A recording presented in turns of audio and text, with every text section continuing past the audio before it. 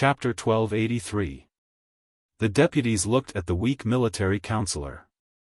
They did not have the heart to make things difficult for Nie Sun. After all, the military counselor was also a victim. Nie Sun continued, "Why don't you avoid him for the next 2 days and wait for him to calm down?" The deputies could not have asked for more. They knew to avoid Yuan Xian even without Nie Sun's reminder. Yuan Xian was a mad dog. In front of Yuan Xian, Nie Sun inadvertently brought up the matter of Yuan Xian whipping the deputies when he was drunk and advised Yuan Xian to abstain from alcohol and anger. Yuan Xian was already annoyed. Nie Sun reminded him again, so he directly vented his anger on the 2 deputies. The deputies could not bear the humiliation and became angrier. They wanted to twist Yuan Xian's head off. Both sides looked at each other with hatred. Nie Sun saw that the fire was good and added more firewood. Neither of the 2 deputy generals were honorable people. Due to their backgrounds and personalities, both of them were the typical type of people who would act arrogantly once they gained power. In front of Yuan Xian, the deputies were nothing. But in front of the common people, the deputies were high officials who could decide the life and death of a family. On the 3rd day, Yuan Xian was drowning his sorrows in alcohol when a messenger came in to report something. A middle-aged man was crying outside with a roll of straw on his back. He frowned and said angrily, "Send him out." The messenger said, "The old farmer knocked and hid along the road, complaining that someone in the camp had taken his granddaughter and tortured her to death." "What?" Yuan Xian heard this and calmed down a little. He looked angry. Who dared to violate the military rules? Yuan Xian thought that the army was very strict. His Lord Huang Song also forbade bullying the common people. Who dared to commit crimes against the law? How could Yuan Xian sit still when the victim's family had come to his door? It was not that he sympathized with the victim. It was normal for people to die in war, no matter how they died. He could not tolerate someone committing crimes under his nose and challenging his authority. Coincidentally, he needed a channel to vent his anger, so he sent people to bring the victim in. The victim was an old farmer in his 40s. His face was weathered, his skin was dark, and his face was full of wrinkles. "I pay my respects to the general." As soon as the old farmer came up, he bowed to Yuan Xian and addressed him as "Great General," which made Yuan Xian feel very comfortable. "What difficulties do you have?" Yuan Xian asked. The old farmer bowed again and raised his hand to wipe the tears on his face. With red eyes, he wailed, "I have a granddaughter in my family. She is about to get married, but I didn't expect that a few days ago, a soldier took a fancy to her and forcefully took her. I tried to find a way, but the soldier refused to let her go. He even said that he wanted to take my granddaughter as his mistress. I refused, so I beat him up. My poor granddaughter knelt down and begged for mercy for me, but he beat her to death." Yuan Xing said, "This general's troops are strictly managed. How could there be such a bastard who would forcefully abduct a civilian girl? My sons have all been conscripted. Some died in battle, and some are crippled. My daughter-in-law is long gone. My granddaughter is the only one who can do some farm work. Now that I don't even have a granddaughter, what's the point of me living?" The old farmer cried even harder. He said, "That soldier claimed to be a deputy general under the general's tent. He was so arrogant. Even if you gave me 10 guts, I wouldn't dare to slander him." Yuan Xian frowned. He was tipsy. His temper rose. He waved his hand and said, "There are only a few deputy generals under me. I'll call them here for you to see. If what you say is true, I'll stand up for you. If you're lying, be careful of your life." The old farmer cried, "I don't dare to offend the general and the other generals. My poor granddaughter, she died too miserably." A few deputy generals were called over. Recently, Yuan Xian had been too crazy. They didn't know why he called them. Maybe there was something important to discuss. When they entered the main tent, they found Yuan Xian sitting at the head and tail of the tent.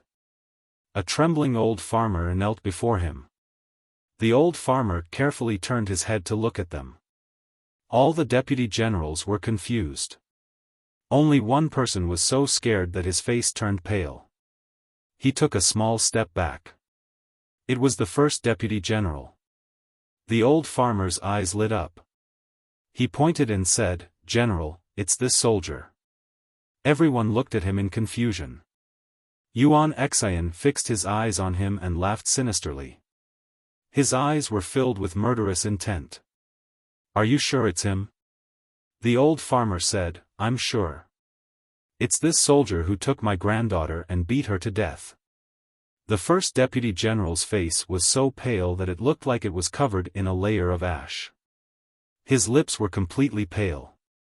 The murderous intent in Yuan Xian's eyes made his heart tremble. He never thought that this old farmer would carry his granddaughter's corpse to the camp to cause trouble. He had done something like this more than once. However, he wasn't the only one who had done such things. In ancient times, the conditions of war were harsh. The soldiers in the camp had to bear the pressure of life and death every day. If they held it in for too long, they would easily get into trouble. They needed a way to vent. At such times, sex became the best way. It could satisfy the body's needs and relieve the pressure.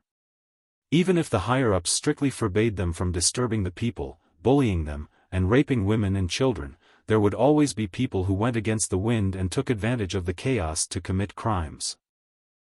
However, he was already a deputy general and could be considered an official. He didn't need to take the initiative to ask for this kind of thing. The old farmer's granddaughter was given to him by others. He felt that she tasted good and wanted to keep her as a concubine. He didn't expect the old farmer to be so insensible. He wanted to teach him a lesson, but he accidentally killed the old farmer's granddaughter. This matter could be easily suppressed, so why would it be brought to Yuan Xian's attention? The first deputy general's face was ashen. He rolled his eyes and pulled out his sword, wanting to silence him. He shouted angrily, "Don't slander me. You still want to silence him?" Yuan Xian didn't like this deputy general from the start. He suffered from no solid evidence. Now that he had something on him, how could he let it go so easily? Seeing this, everyone instantly understood what had happened. They looked at each other. Yuan Xian boasted that the army was strict, but in reality, it was just that. There were many loopholes that could be exploited. Everyone covered up for each other.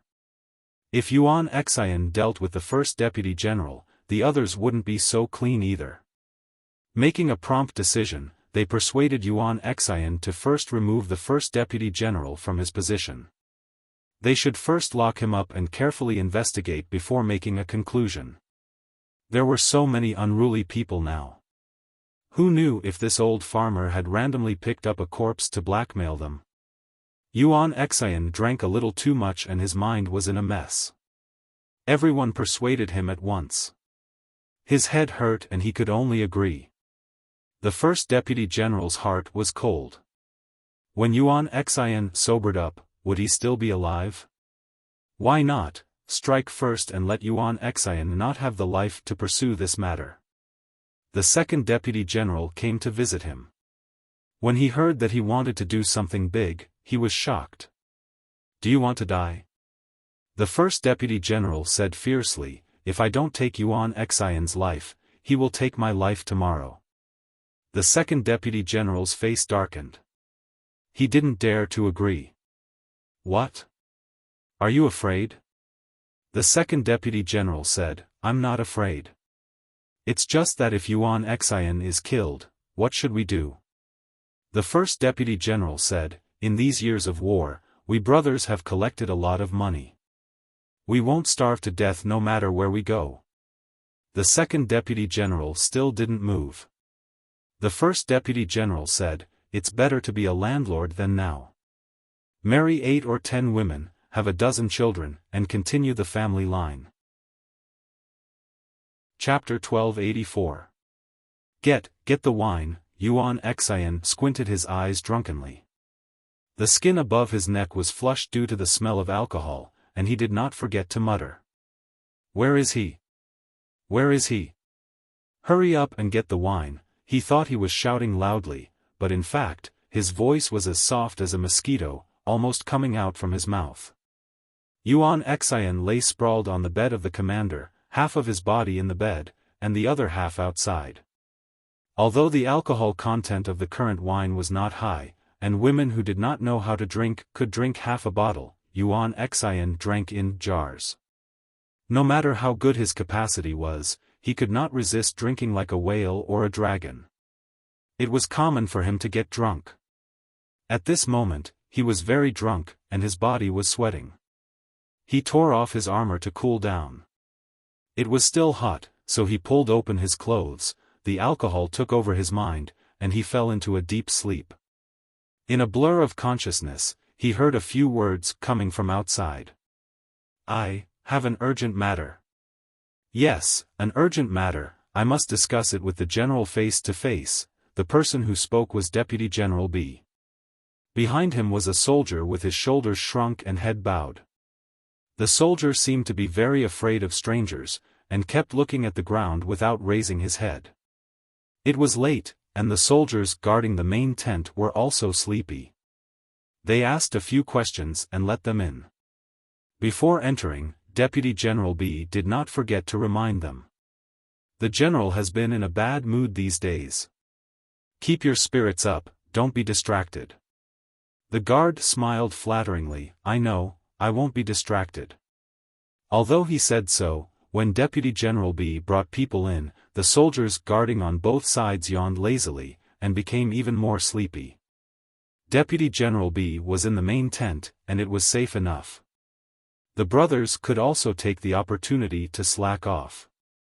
Deputy General B entered the tent with the soldier. The soldier raised his head and puffed out his chest. It was the detained Deputy General A. A thunderous snoring came into the ears of the two.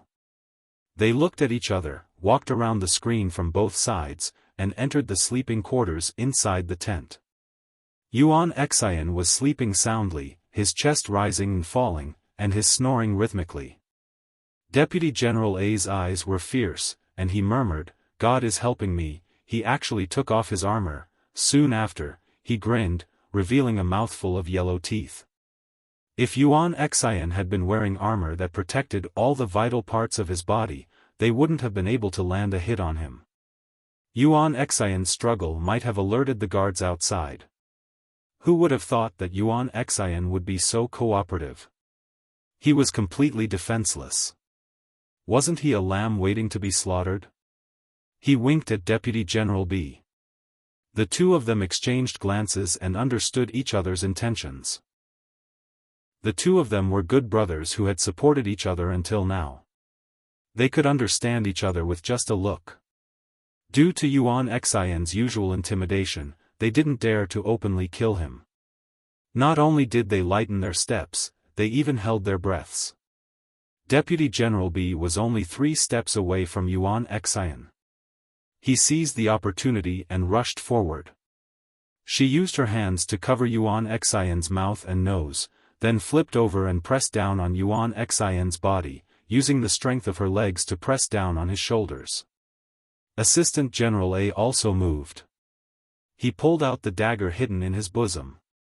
A cold white light flashed in the air, the blade about to kiss Yuan Xian's neck. Yuan Xian felt difficult to breathe in his sleep, and there was a heavy weight on his body. He subconsciously struggled to open his eyes and saw 2 ferocious faces. Yuan Xian was shocked and a sense of danger surged in his heart.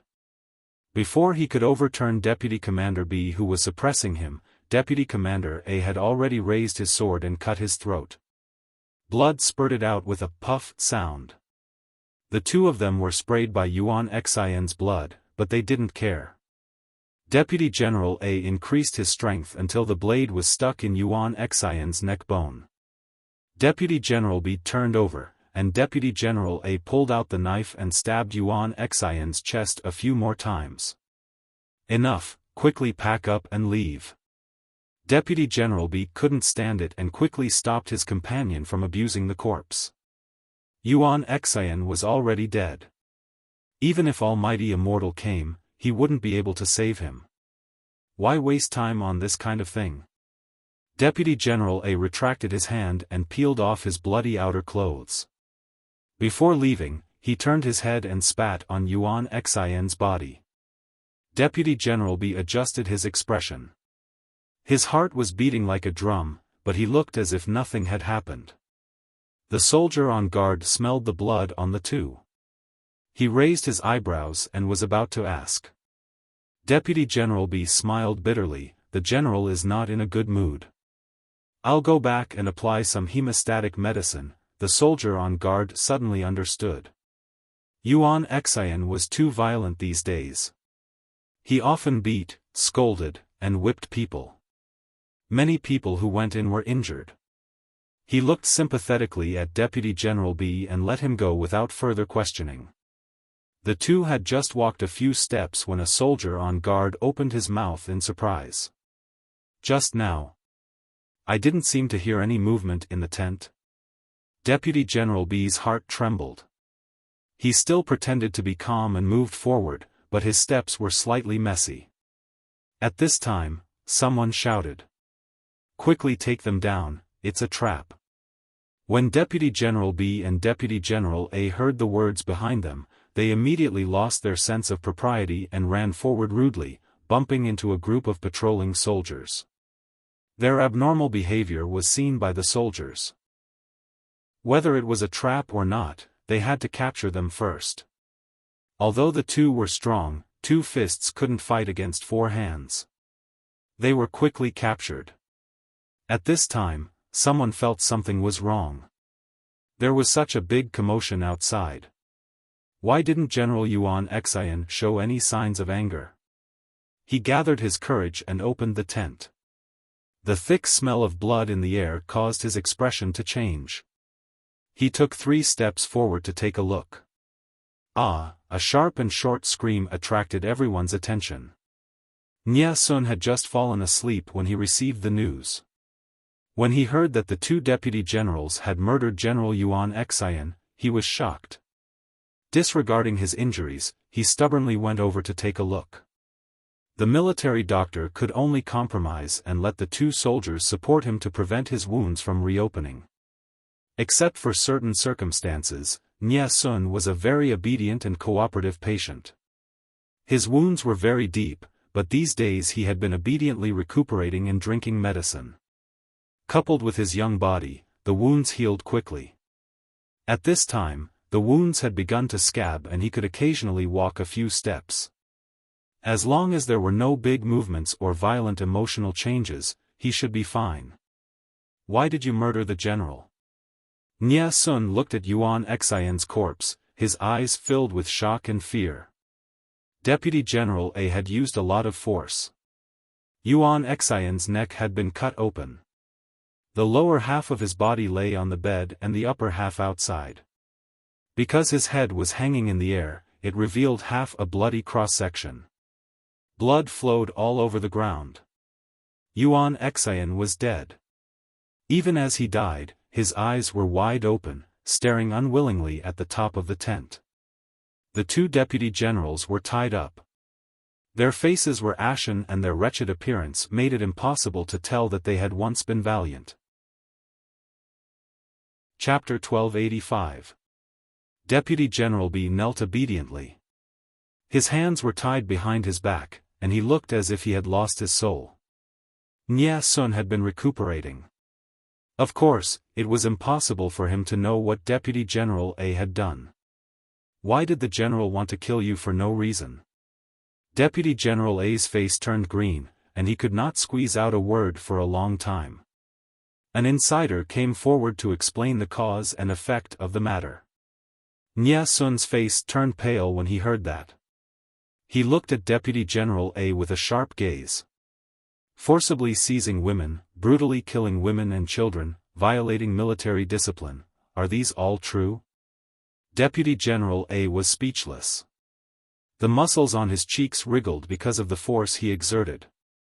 His lips moved for a long time, but he did not say a word. With witnesses and material evidence present, he did not even have the leeway to defend himself. What could he say? That he was not the only one who had done it, that others had done it as well, and that they had done no less than him? This was not a reason for him to absolve himself of the crime. There were unspoken rules in the military camp. Otherwise, why would the people secretly call the soldiers military bandits? They wore the clothes of the soldiers and did the dirty work of bandits. Many soldiers who used to be gangsters took advantage of the gaps in the war to secretly rob the people's money. They even rushed into the people's homes to bully women and children. This was a common occurrence. Not only did they bully the living, but sometimes they did not even let the dead off. They made a fortune by digging graves. Of course, digging graves was immoral, but sometimes it was an act of helplessness. If one day Jiang Pengji was so poor that she could not afford to support the soldiers, she might create a tomb raiding officer and embezzle the dead to support the living. The dead would not say a word, but the living would be resentful when they were bullied. No matter how many immoral things they had done, as long as it was not reported to the higher-ups, it could be treated as if nothing had happened. Turning a big problem into a small one, and a small one into nothing. However, this was based on the premise that no one interfered. Now that the victim's family came to ask for an explanation, Yuan Xian would definitely not let go of this opportunity. Deputy General A chose to kill Yuan Xian in order to save his life. He thought that they would be safe once Yuan Xian was dead, but he did not expect the matter to be exposed so quickly. Deputy General A did not say a word, tacitly agreeing with Nie Sun's statement.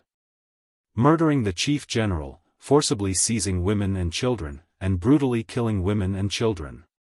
Do you have any objections?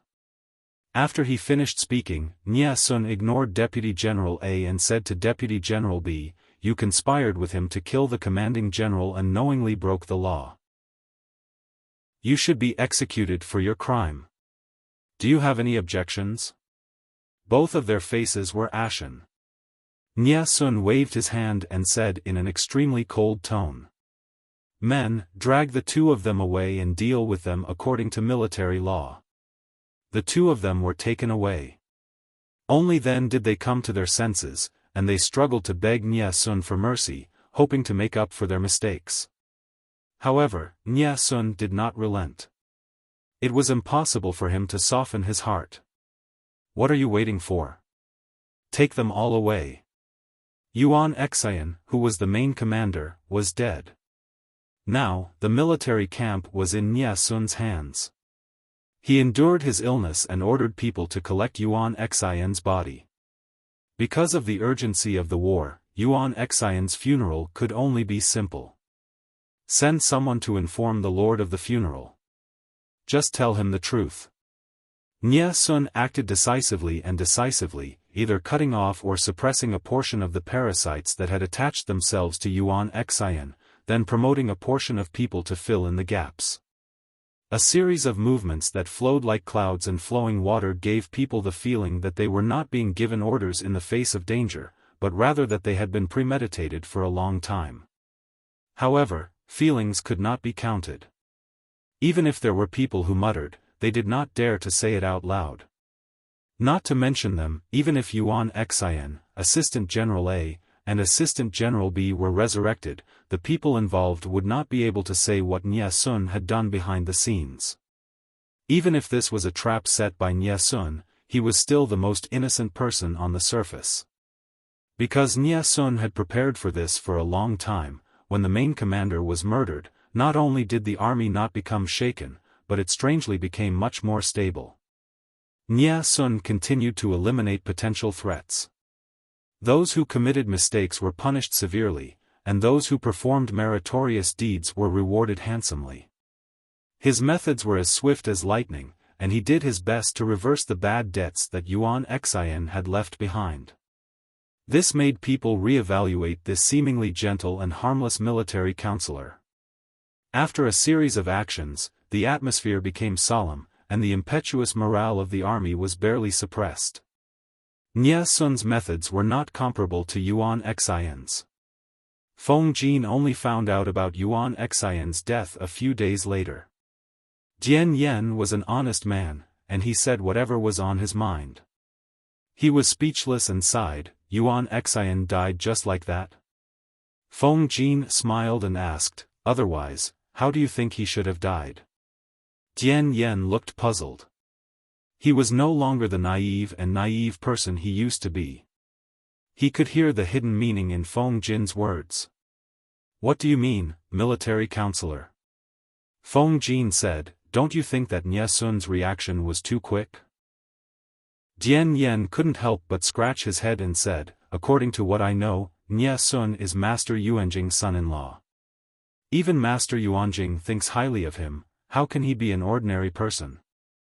Nie Sun was given an order in the face of danger, but he still managed to be so thorough. It can be seen that this person is also a rare talent. Feng Jin laughed and said, Commandant Dian is also a rare talent. It's rare to see such a pure and innocent heart. Jian Yen was embarrassed and begged for mercy. Military counselor, please don't laugh at me. What's going on here? Feng Jin said, on the surface, Yuan Xian died because of the hatred of the two deputy generals, but in reality, he died because of Nie Sun's scheme. Jian Yan's eyes widened in shock. You mean?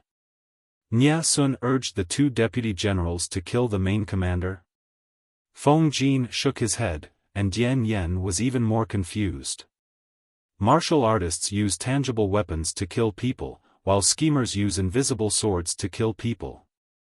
Nie Sun is a schemer. Feng Jin said, just as the Lord once said, once the ingenious scheme is known by others, it will lose its effectiveness. Similarly, the method of the schemer's murder is not known by outsiders. If Nie Sun crudely ordered the deputy generals to kill the main commander, then when he executed the deputy generals, wasn't he afraid that the deputy generals would bite him before he died? The more ingenious and secretive the scheme, the higher the success rate. At the same time, it could protect the schemer's own safety and interests to the greatest extent. Feng Jin said, Yuan Xian's death can't be separated from Nie Sun, but no one has evidence against him. The only two witnesses were sent to the King of Hell a long time ago. Jian Yen shuddered after hearing this. Feng Jin said, I also don't have evidence, but all kinds of coincidences point to Nie Sun. When there are too many coincidences, it won't be a coincidence anymore. Jian Yen couldn't help but be speechless, murdering the main commander. Nie Sun isn't afraid of Huang Song coming after him. Huang Song was originally a suspicious person. Yuan Xian's death seemed to be well-deserved, but after a thorough investigation, Nie Sun would definitely be suspected. Not having evidence doesn't stop a person from being suspected. Feng Jin said, there's news that Nie Sun sent his wife and daughter to the Yu family in Wanzhou. He's all alone now. He's barefoot and not afraid of wearing shoes. What's there to worry about? There's a prerequisite for Huang Song to come after Nie Sun. He has to win against the Lord. Looking at the current situation, does Jian Yen think that Huang Song has a higher chance of winning? Rather than saying that Nie Sun killed Yuan Xian to vent his anger and revenge, it's better to say that he staked everything on one throw and went all out. It's just. I don't know if Huang Song is worthy of Nie Sun's painstaking scheme. Without Yuan Xian restraining himself, Nie Sun could completely protect Chenzhou. Unfortunately. Chapter 1286. Jian Yen lamented, unfortunately, it's still too late. Feng Jin nodded in agreement and echoed, it's indeed too late. If Nie Sun had abolished Yuan Xian earlier, maybe my lord, he stopped here. If Nie Sun had full control over the deployment of the troops in Chenzhou and Yuan Xian had assisted from the side, maybe Jiang Pengji would have suffered a great loss. Nie Sun's methods were not comparable to Yuan Xian's. Yuan Xian could lead troops to war, but he was far inferior to Nie Sun when it came to planning. It was taboo to let a layman command an expert in a war. Yuan Xian was not a layman, but he was radical and reckless. He could easily mess things up. Yuan Xian could be a good knife, but he was not good at holding it. Jian Yen was Jiang Pengji's secret fan. Although his symptoms were not as obvious as Jiang Nongqin's, he also had a lot of confidence in Jiang Pengji.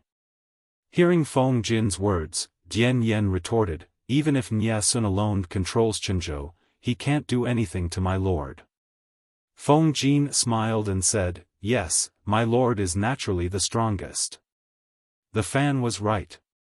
Feng Jin and Yang Si were the same. They had long given up on communicating with them. What was the strongest Jiang Pengji doing in Feng Jin's words? She had led the troops in Quanzhou and had enough fun. She left a mess for Feng Jin to deal with and left with her people. When Yuan Xian was murdered, she was only halfway there. In ancient times, the transmission of information was so backward. It would take some time for her to receive news. If she knew, she would definitely give Nie Sun a double click and leave a like. This move was very satisfying.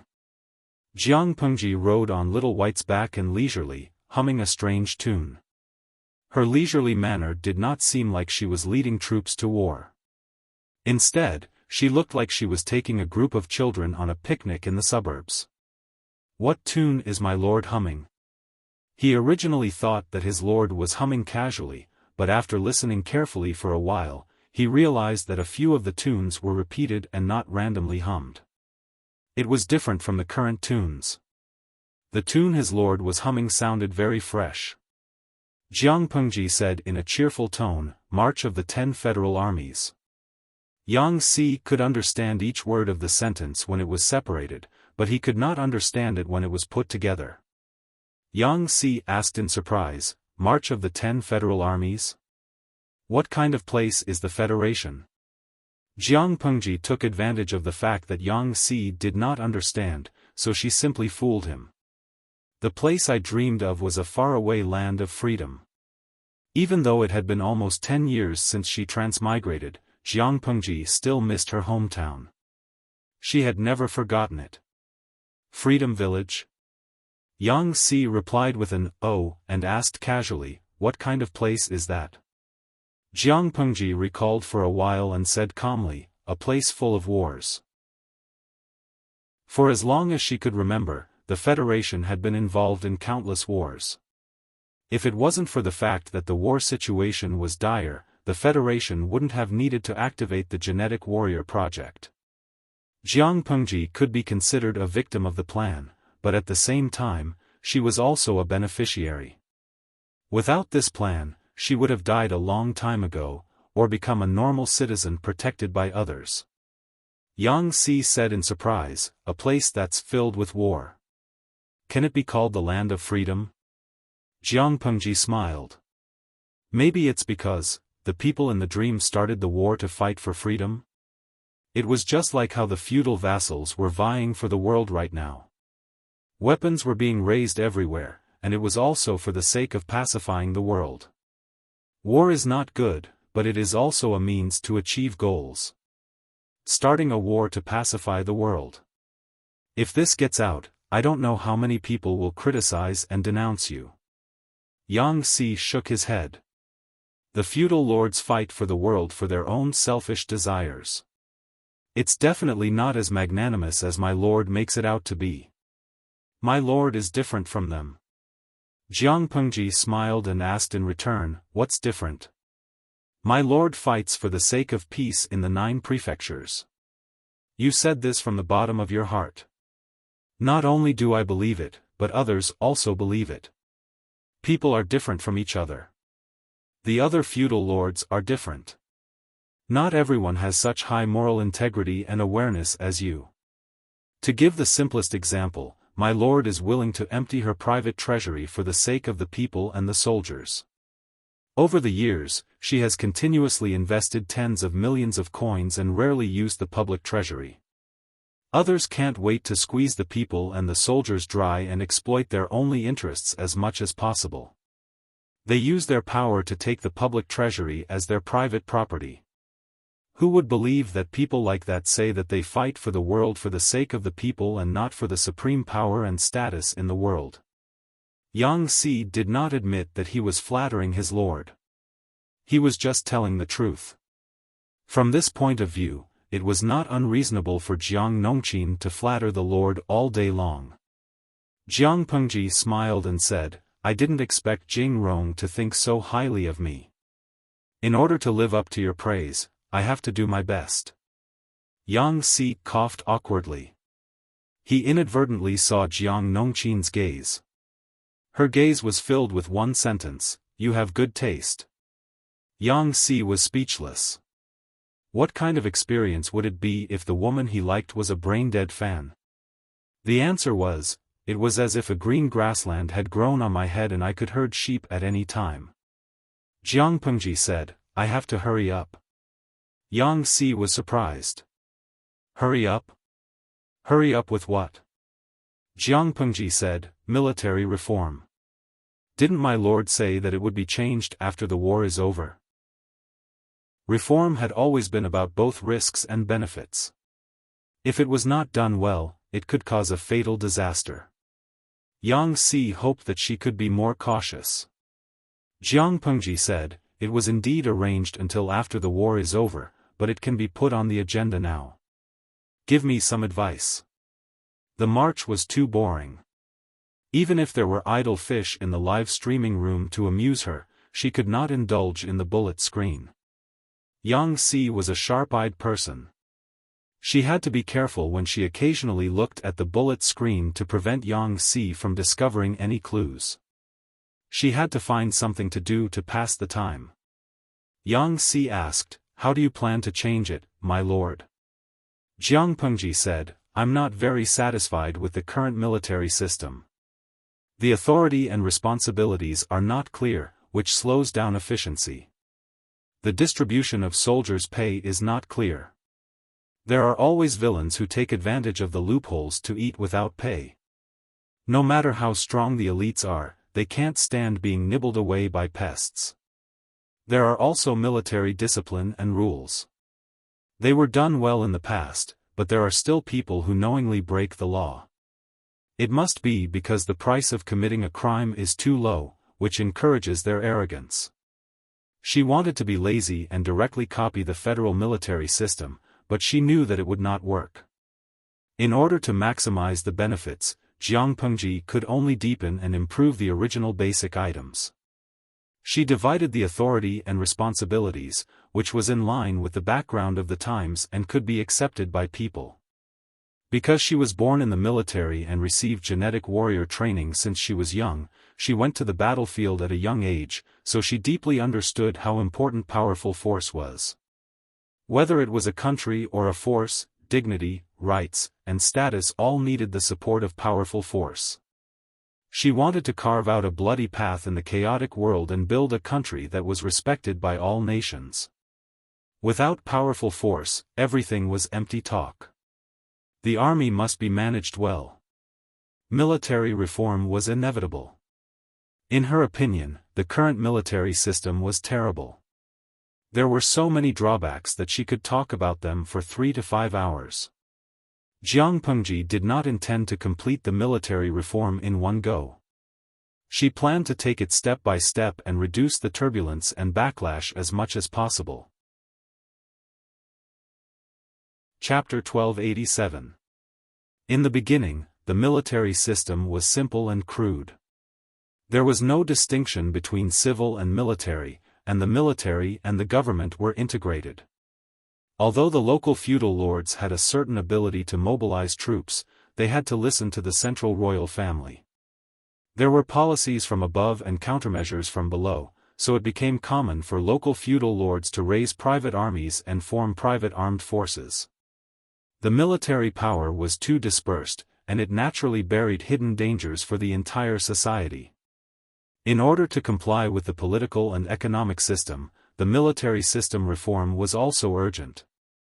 The military and government began to be separated and transformed into a highly centralized military system with the monarch as the center. Civil and military officials began to be separated, and the system of rewarding military achievements became clearer. The source of soldiers was shifted from a single channel to the common people, and then the pressure of military taxes was shifted to the common people. The military force was further expanded and strengthened, which was conducive to war mobilization. Nowadays, the military system was more complicated and ever-changing. Take Dongqing as an example. During times of peace, in order to ensure the stability of the source of soldiers, the Dongqing royal family ordered that the families of the soldiers be included in the military, forcing them to join the army for generations. During times of war, they forced ordinary people to join the army and forced them to risk their lives as soldiers. The word military was not a good word for ordinary people. If not for Jiang Pengji's various measures, the people would have avoided the military record. The soldiers under this kind of military system naturally did not have a high level of battle accomplishment. They would slack off in battle, at most a little better than the Marines. Local powers could also use money to recruit a large number of private armed forces, such as Jiang Pengji's former troops. The military systems of the 5 countries were almost the same, and most of them were inherited from the era of the Great Xia dynasty. Due to the different national conditions, there were slight changes. Jiang Pengji was very ambitious. She was not satisfied with the current situation. She wanted her army to become the real elite. She had been thinking about military reform for a long time. She already had a draft in her mind, and Yang Si listened attentively. The two of them would discuss in low voices from time to time. Time passed quickly. The more Yang Si listened, the more shocked he became. At the same time, his evaluation of Jiang Pengji increased. The fact that his lord was able to gain so many die-hard fans showed that she was very charming. He said, "If I do this, will anyone object?" Jiang Pengji secretly rolled her eyes. What are they against?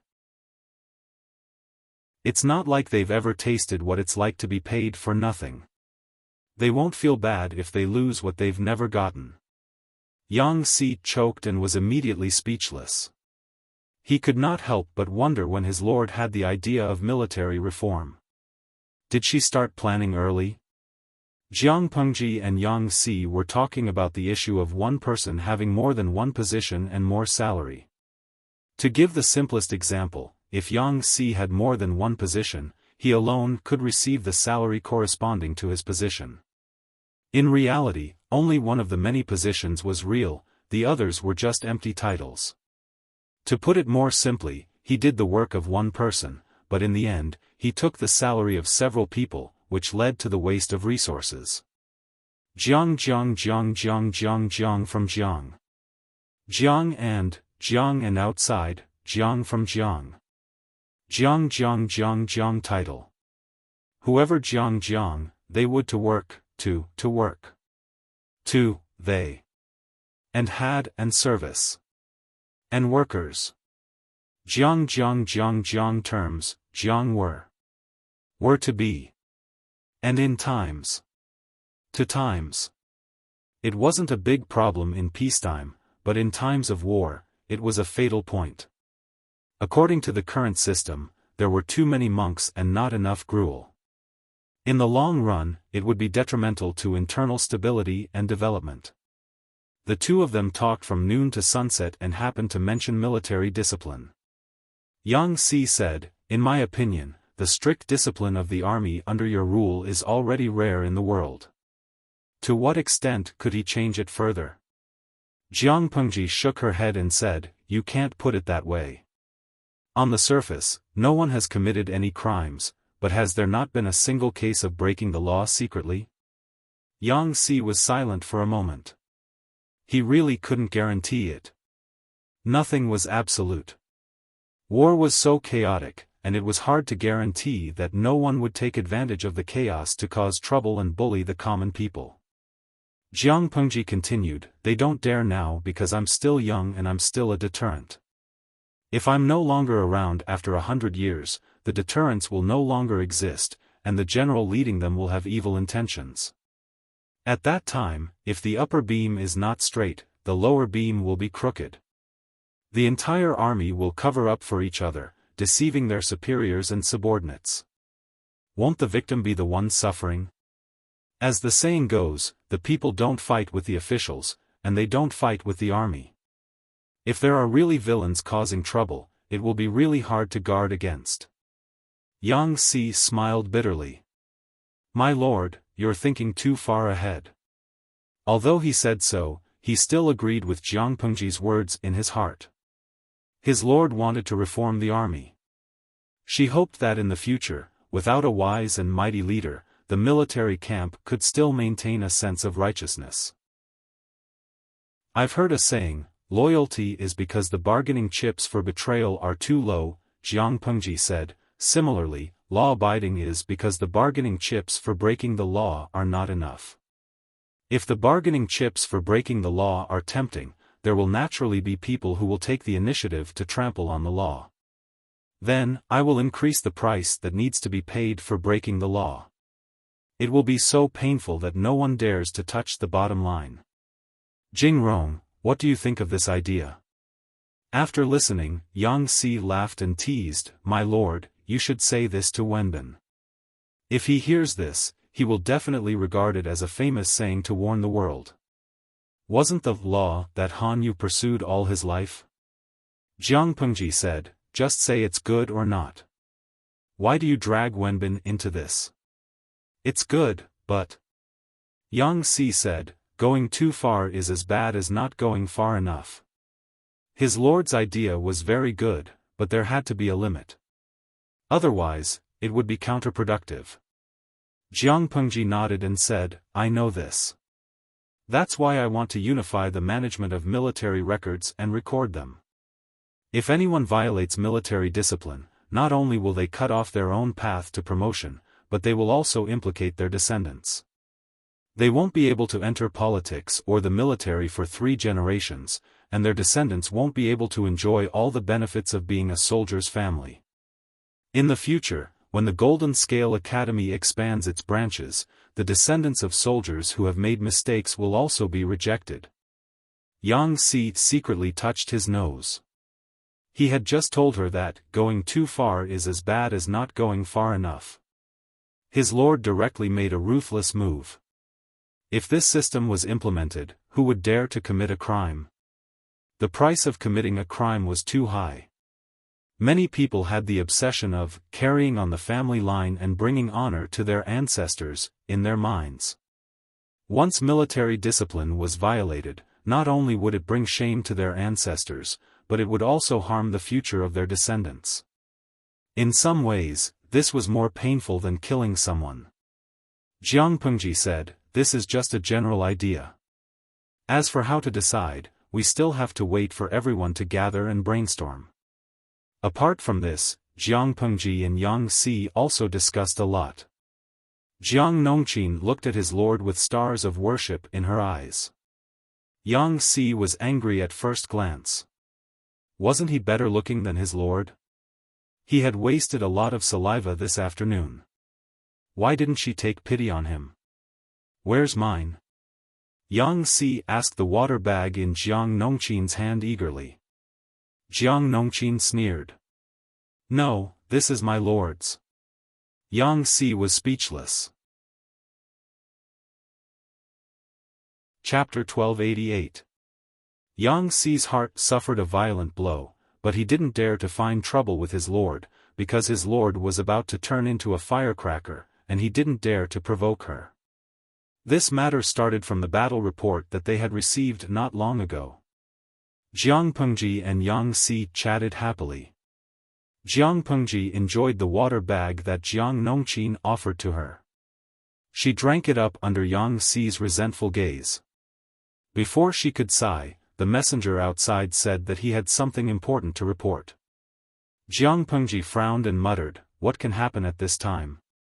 Only a few people knew that she led an army of 50,000 to harass Huang Song in Chenzhou, let alone send a messenger to intercept her halfway.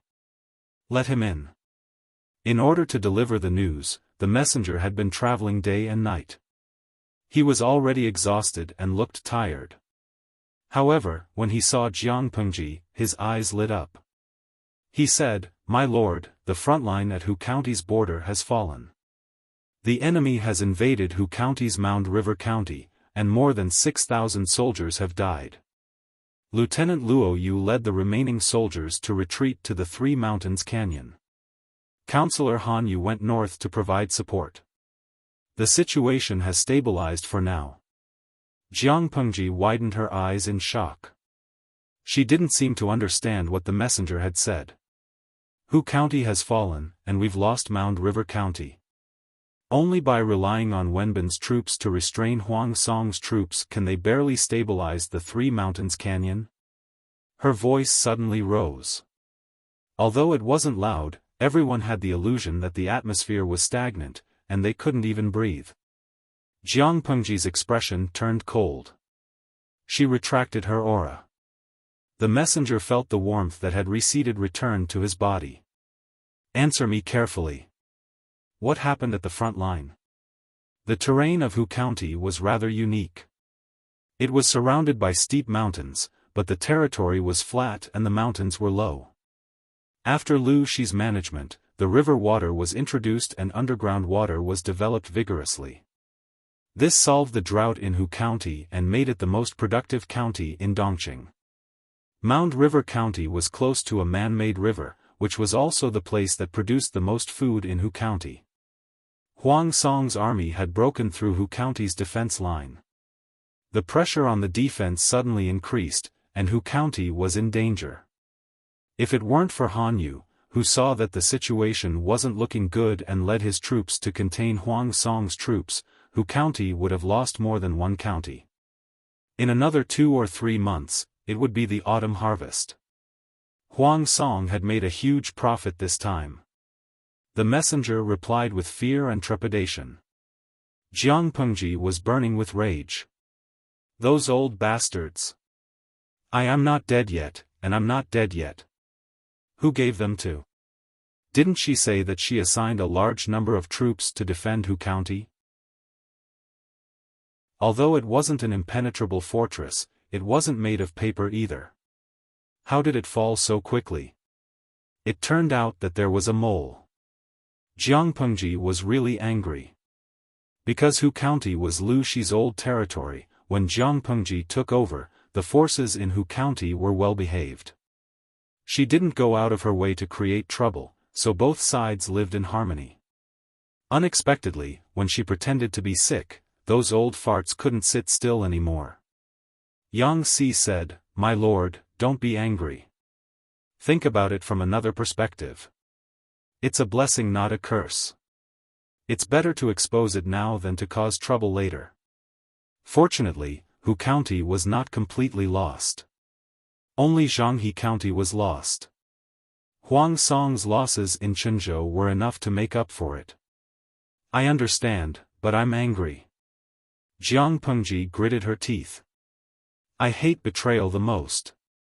She hated the word betrayal. She admired those who were loyal and unyielding, but she also hated those who were fickle. Once they obeyed her, no matter if they were sincere or if they were pretending, they could never betray her in the future. Otherwise, no matter who it was, they had to die. Others might not know this, but Wei Xi knew it. Why did Su Ku in his previous life say that he was fickle and rebellious? It was because Su Ku's former master was killed by Her Majesty. Su Ku pretended to be loyal, but he secretly contacted the remnants of his former master to cause trouble. Although it didn't cause much trouble, Su Ku really angered Her Majesty. He became the only counselor she killed. The others either committed suicide, hid their identities, or surrendered. Her Majesty also tried to respect the moral integrity and beliefs of the literati. Su Ku was miserable. Not only did he die without a whole body, but his body was left in the wilderness to be eaten by wild beasts. Of course, in this life, Su Ke became head butler Su. Naturally, his ending wouldn't be so tragic. Jiang Pengji said, "Those old fellows are too lonely to die, so they want to drag the whole clan down with them, right?" Even though Yang Si was a literati, he could feel Jiang Pengji's murderous intent. He said tactfully, "Traitors naturally can't be used. It was enough to kill a few typical people to establish dominance. It wouldn't implicate the whole clan. To be precise, it should be, traitors, it's a waste of air to keep them alive." Jiang Pengji corrected him. Although she was angry, she was still rational. "I have to answer to the 6,000 soldiers who sacrificed themselves. I can't blame Bogeo, because war is a game with lives. The winner lives, the loser dies. There's no room for negotiation. But I won't let go of any sinner who stabbed me in the back and caused the soldiers to die unjustly. What's the use of only killing the typical people who made mistakes to establish dominance? I have to let everyone know the price of betraying me. If they died in the game of war, at least the sacrifice of the soldiers was still worthwhile. She couldn't accept dying because of the betrayal of her own people. It's my fault. All these years of self-cultivation have made them think that I'm weak and easy to bully." A fierce look flashed in Jiang Pengji's eyes. Yang Si was so shocked that he couldn't say anything to dissuade her. "My lord, it's a little strange." Yang Si and Jiang Nongqin were sent out. He muttered to the latter in a low voice. "What's strange?" Jiang Nongqin was still expressionless. Jiang Pengji's orders were golden rules. She didn't need to question them. She just needed to carry them out. Yang Si said, "My lord's resistance to the word betrayal is so intense that it doesn't seem like a reaction that ordinary people should have." Jiang Nongqin frowned. "What do you mean?" Yang Si said, "No matter how much ordinary people hate betrayal, their reaction won't be so intense unless they've been deeply betrayed. Looking at my lord's experience over the years, she's the one who plays tricks on others. When has it ever been someone else's turn to betray her? That's why I find it strange." Jiang Nongqin said, "You're thinking too much. My lord's true nature." Yang Si said, "Yes, you're right. Her lord's abnormality would always be normal in her eyes. Asterisk asterisk, asterisk asterisk as a normal person, why was he so clumsy that he took a liking to her, who was sick in the head?" Jiang Nongqin was a brainless fan. She always wore a filter that was as thick as the bottom of a glass bottle. Yang Si was different, so he was keenly aware of the abnormality. However, this abnormality didn't mean anything, so he didn't delve into it. The truth was often just a little off. Yang Si's guess was right. Jiang Pengji, who disliked everyone, had indeed been betrayed. Chapter 1289. The person who betrayed Jiang Pengji was none other than the comrade she made in the genetic warrior training camp. He was a traitor who betrayed important federal secrets for his own selfish desires. The leak of secrets led to the collapse of the front line. At least 1 million soldiers paid the price with their lives. It was the greatest loss the Federation had suffered in the past century. During the mission, Jiang Pengji gave her back to the traitor without any precaution and almost lost her life. The traitor framed Jiang Pengji and made her the scapegoat. She was just an ordinary genetic warrior with no background. Once the crime was confirmed, she would definitely die. The Federation issued an arrest warrant. Jiang Pengji was unwilling to sit still and wait for death. She used force to break through the siege and escape. She crossed several planets and persevered to kill the traitor. She wanted to give an explanation to the soldiers who died in vain and prove her innocence. She killed the traitor before he boarded the spaceship outside of the country. At the same time, she obtained important evidence to prove her innocence. Even though she was proven innocent, because she resisted arrest and killed her comrade. No one could take away the life of a traitor before the authorities officially convicted her. Jiang Pengji was forced to retire from the ranks of genetic warriors and enter the 7th Corps as an ordinary federal soldier. On the first day, she bumped into her old boss. The other party spoke a few words to her. She could still remember them clearly.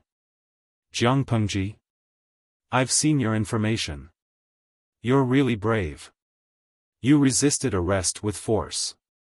You're destined to be a member of the 7th Corps. Jiang Pengji straightened her back stubbornly and repeated her words. I'm not guilty. I'm innocent. Why should I accept an unreasonable arrest that will kill me? You're a soldier. Nothing is reasonable or unreasonable. Obedience is your duty. The old superior said, moreover, do you have no confidence in the Federation? Even if the evidence is conclusive, they'll verify it in detail. Finally, they'll convict you after a trial in the military court.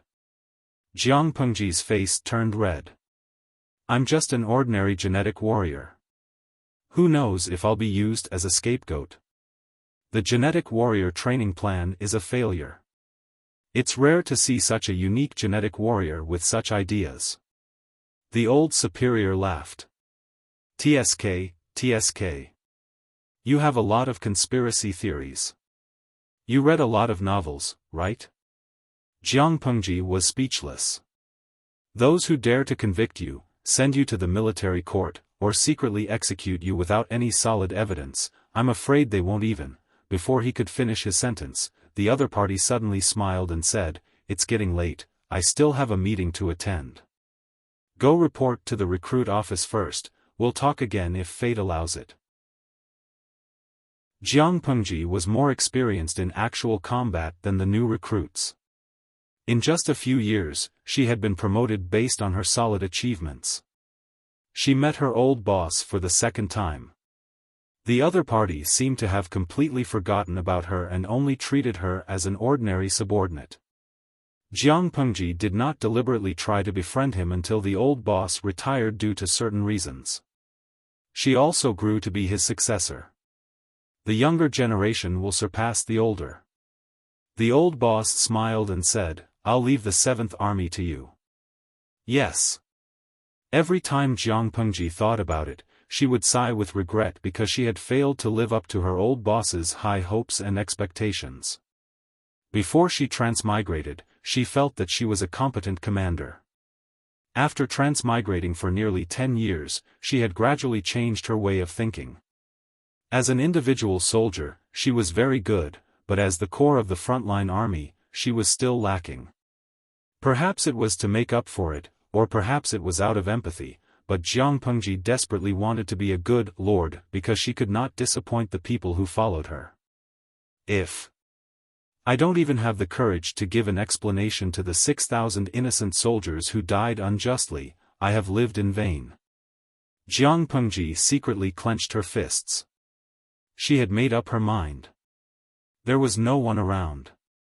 Only the bullet screens on the live stream screen were unwilling to be left out. They silently refreshed their messages. Walnut do Woolnut, streamer, I have no opinion on punishing the main culprit, but isn't it too much to implicate the family? I'm not a brainless saint. I just feel that the streamer has a good reputation now. There's no need to fill in your reputation for these people and leave behind a controversy 1,000 years later. Sankanwu Antifa, traitors are shameful, but their relatives are innocent. The streamer is not an unreasonable person, right? Tudu Faccio, there's nothing wrong with that. I support the streamer. After all, it's a different era. We can't use our values to demand the streamer. Boss Chow used his father's death to conquer Shuzhou. How many people did he kill in Shuzhou? Although his father's death was not the main reason, it was indeed one of the reasons that pushed Boss Chow. The streamer was betrayed. If she didn't let others see the price of betraying her, there would only be more people who would betray her in the future. Because the price of betrayal was too low, loyalty seemed cheap. In troubled times, kindness and benevolence could only be regarded as neutral words. Because excessive kindness and benevolence would only bring about endless betrayal and harm. Not only would the lives of the people around the streamer be sacrificed, but the streamer herself would also be sacrificed. I originally thought that the streamer was more like Boss Chow. Now that I look at her, she's more like Lu Big Ear. Gui Kai Guofengxiu, I don't think it's too much.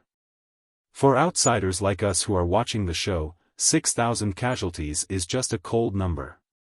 But for the families of the soldiers, they are all corpses lying on the battlefield.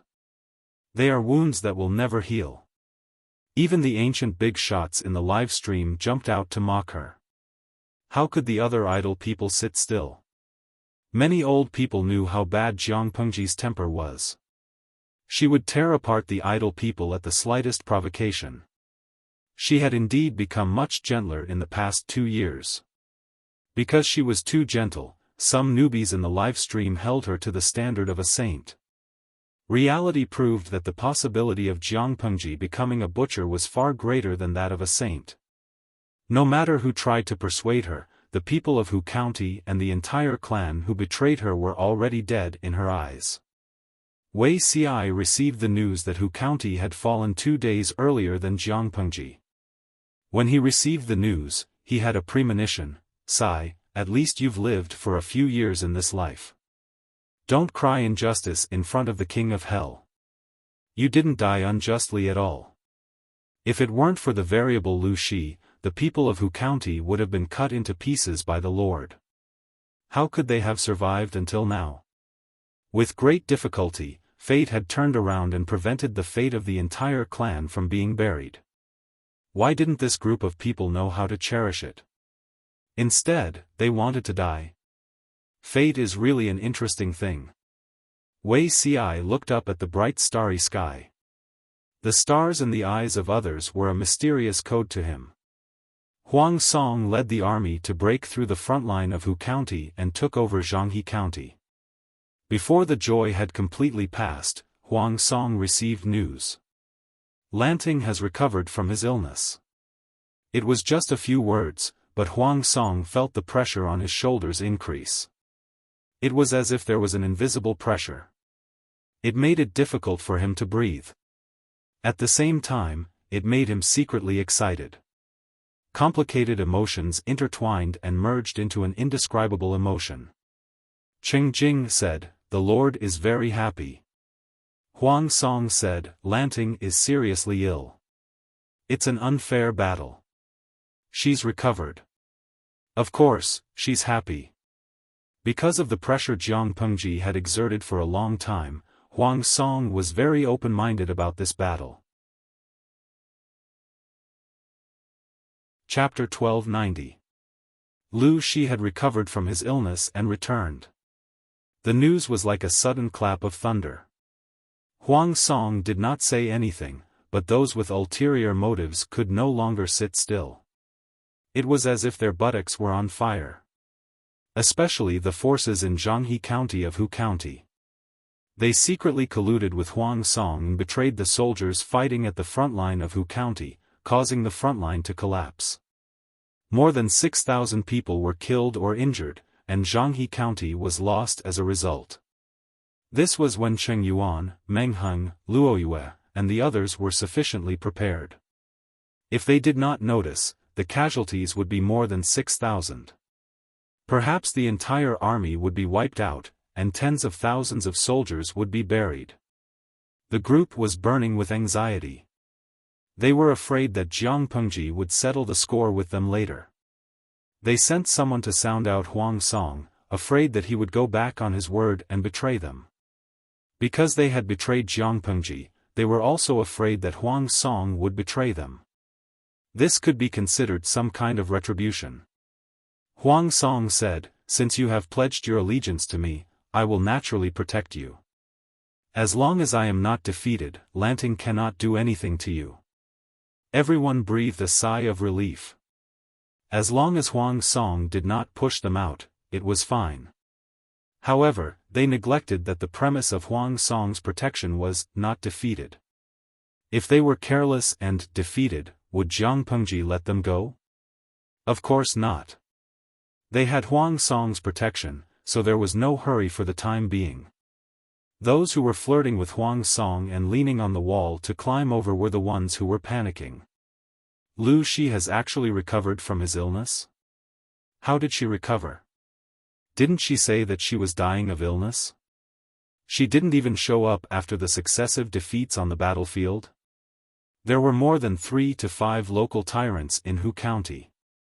Zhanghe County had pledged their allegiance to Huang Song, but the other counties had not had time to jump over. In other words, they were still in Jiang Pengji's territory. Their lives were in her hands. Someone said sarcastically, "She's so lucky." They all hoped that Jiang Pengji would die quickly.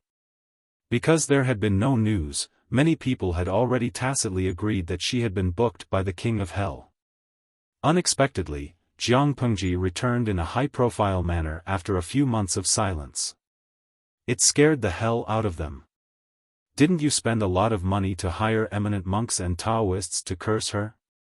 In the end, not only did she not die, but she came back alive and kicking.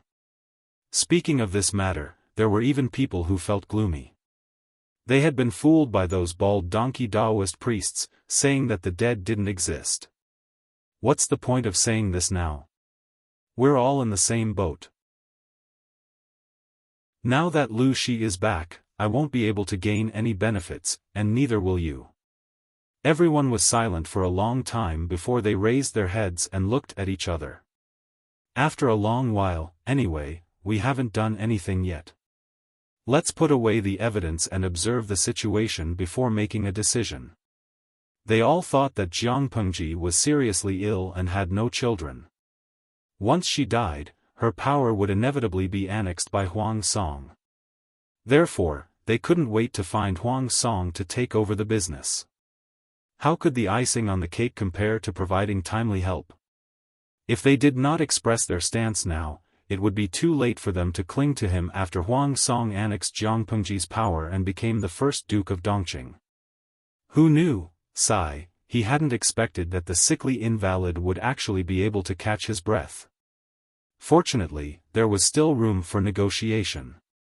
As long as the evidence of their collaboration with Huang Song's letter was burned, even if Jiang Pengji accused them of colluding with the enemy and betraying the enemy, they would insist that there was no such thing. They would renege on their debt to the end and refuse to admit it. Would she be able to drag Huang Song over to confront her? Thinking of this, everyone's anxious hearts calmed down. Before they could rejoice for too long, they discovered with ashen faces that the letters they had carefully placed were all gone. They had been robbed. Who was the thief who stole the letters? They all thought of one person at the same time, and their faces turned pale. Blessings never come in pairs, and misfortunes never come alone. With the disappearance of the letters that colluded with the enemy, something even worse happened. The graceful and luxurious woman could no longer maintain her airs. She hurriedly said, "Master, it's bad. There are many soldiers outside surrounding the mansion." The guards tried to stop them, but they ended up as dead souls under the blades. The strong smell of blood rushed into their nostrils, scaring the noble woman so much that she turned pale. "What are you doing?" She was horrified to see that all the family members, servants, and guards in the mansion had shiny blades on their necks. "What are we doing? Can't you see with your own eyes? Arrest all of them." The same situation played out in all the families. Some people were crying and wailing, some were at a loss, and some were disheartened. Many family members cried out that they were innocent and begged for mercy. There were also some people who maintained their status and berated the soldiers. They did not have the slightest self-awareness of being prisoners.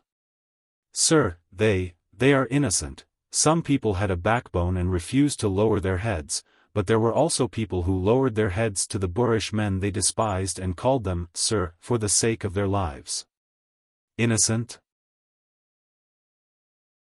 The soldier who led the team to arrest them sneered and said bluntly, "No one is innocent.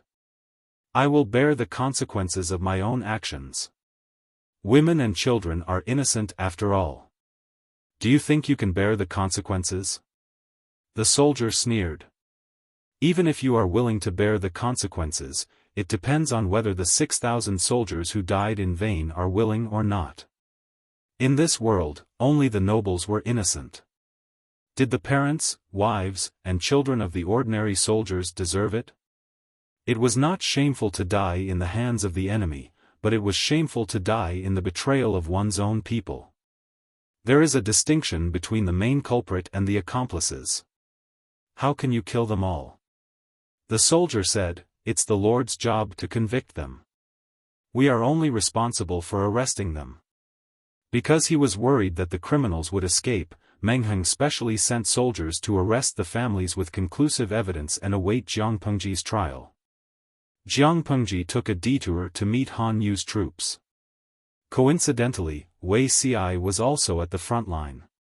When she saw Wei Ci, her mood improved a little. Everyone knew that Jiang Pengji was in a bad mood and tacitly did not mention what happened in Hu County. Instead, they were concerned about her gains in Chenzhou. Jiang Pengji conveniently mentioned Yuan Xian's incident, hoping that everyone would learn from Yuan Xian and not make the same stupid mistake.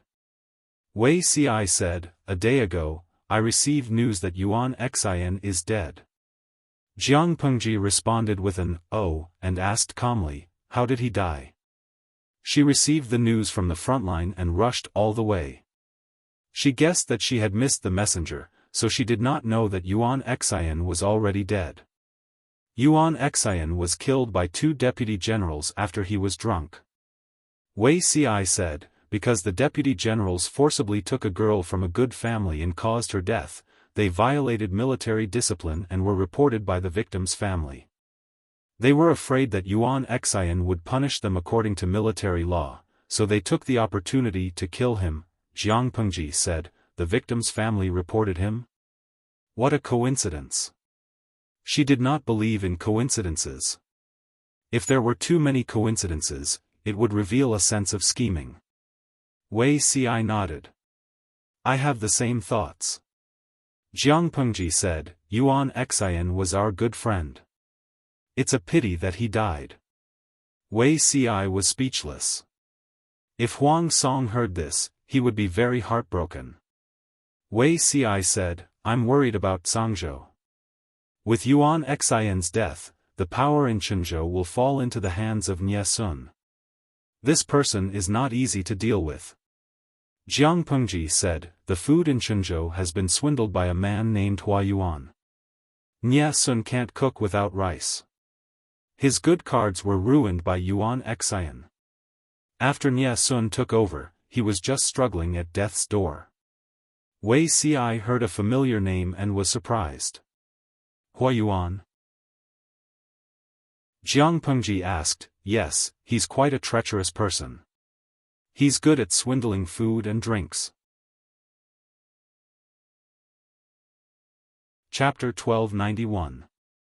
Yang Si keenly noticed the flash of surprise on Wei Ci's face. He laughed and said, Zixiao, you really know everything. Do you know this person? Everyone's gaze turned to Wei Ci. The latter hesitated for a moment, not knowing if he should speak. Without waiting for Wei Ci to speak, Jiang Pengji said, who cares if he's Hua Yuan or Chao Yuan? It's not our turn to think about him. Bogeo is the victim.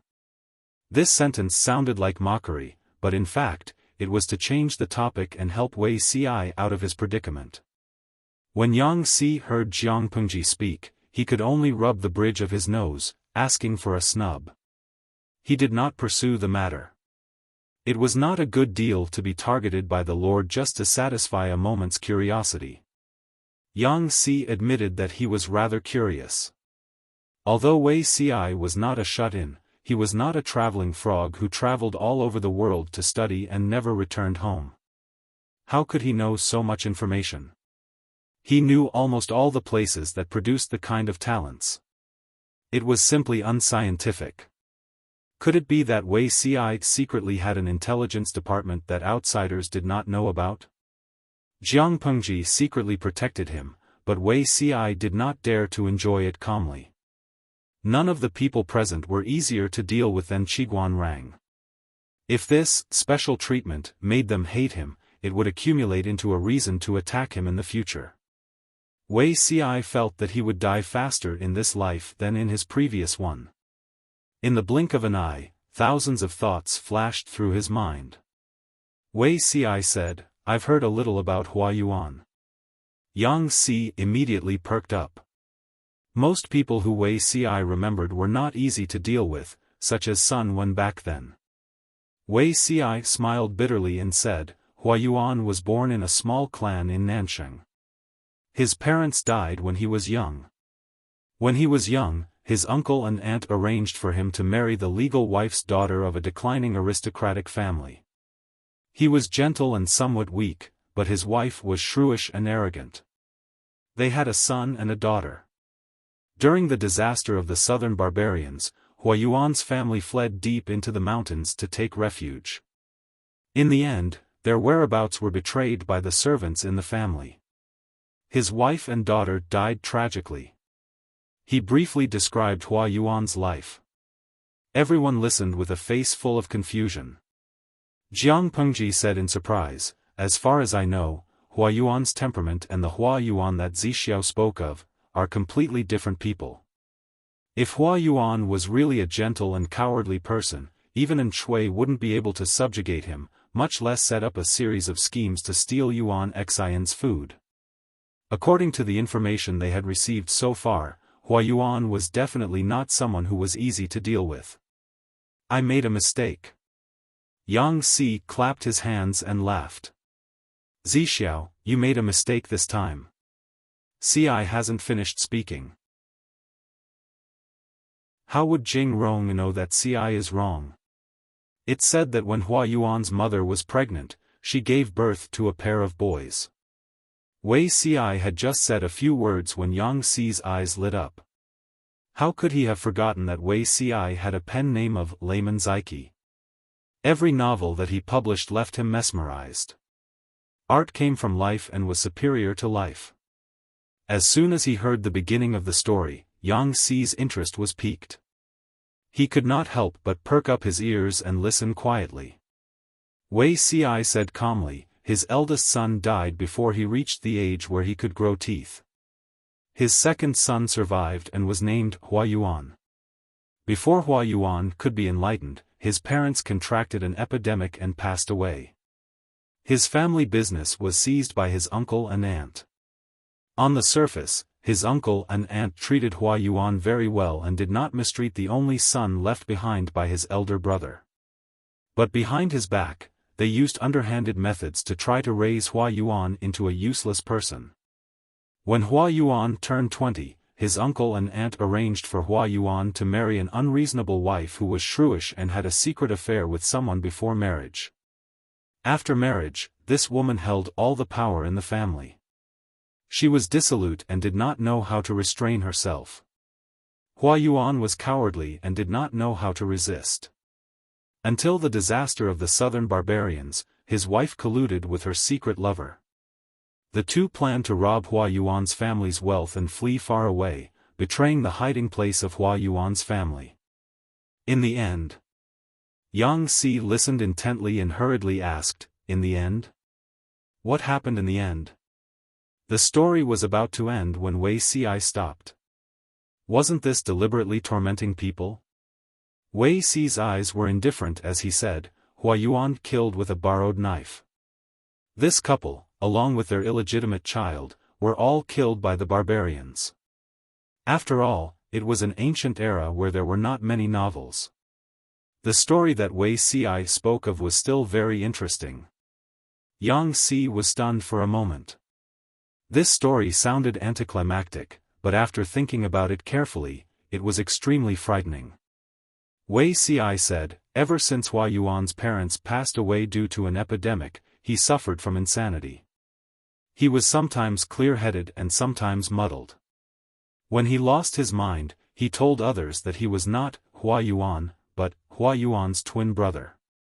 Others thought that he was mentally abnormal and treated him like a fool. His wife also held on to this and often had an affair with her lover without any sense of propriety. She gave birth to a son and a daughter for her lover. Hua Yuan was cowardly and did not know how to resist. But after he lost his mind, Hua Yuan, who claimed to be his elder brother, was a person who would seek revenge for the smallest grievance. He was cruel and cunning. Yang Si could not help but shiver. Could it be that he was really Hua Yuan's elder brother who possessed him? Wei Ci shook his head and said seriously, "Ghosts and gods cannot be trusted. We must believe in science. Believe in the Lord."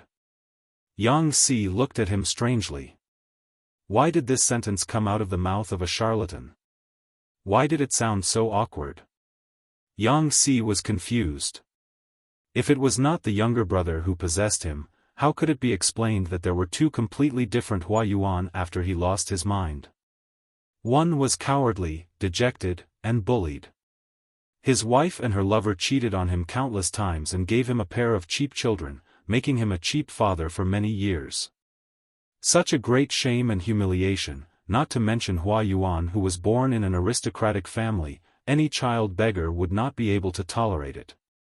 The other one would seek revenge for the smallest grievance, cruel and cunning. He used the power of the barbarians to kill his wife and her lover, and also killed the two children who were with him every day. Don't forget that Hua Yuan also set up a series of plans.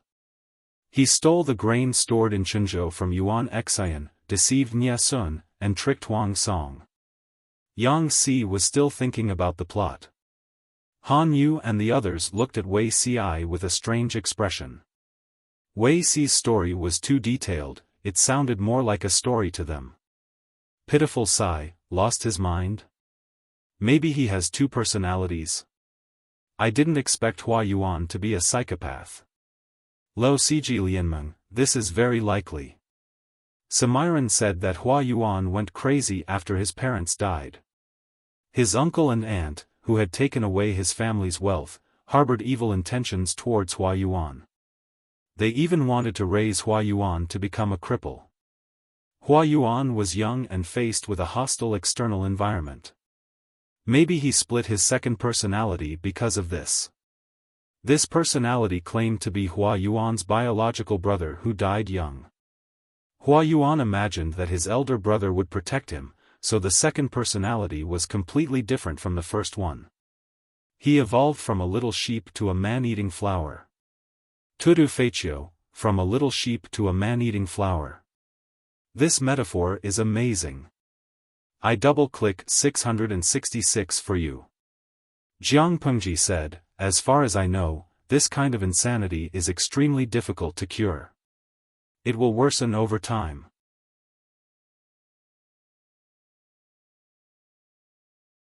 Chapter 1292.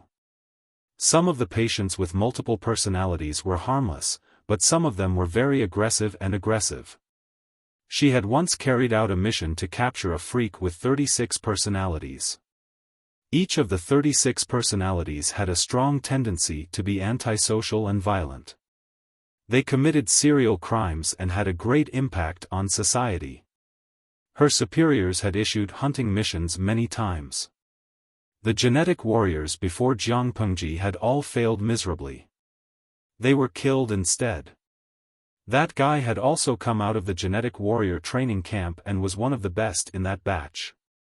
His combat ability was not low and he was extremely dangerous. Each of the 36 personalities was the best of the best. Their disguise skills were flawless. Many genetic warriors did not even know how they died. Several people died in a row. The mission finally fell on Jiang Pengji. Even she was almost deceived. Of course, Jiang Pengji came back alive.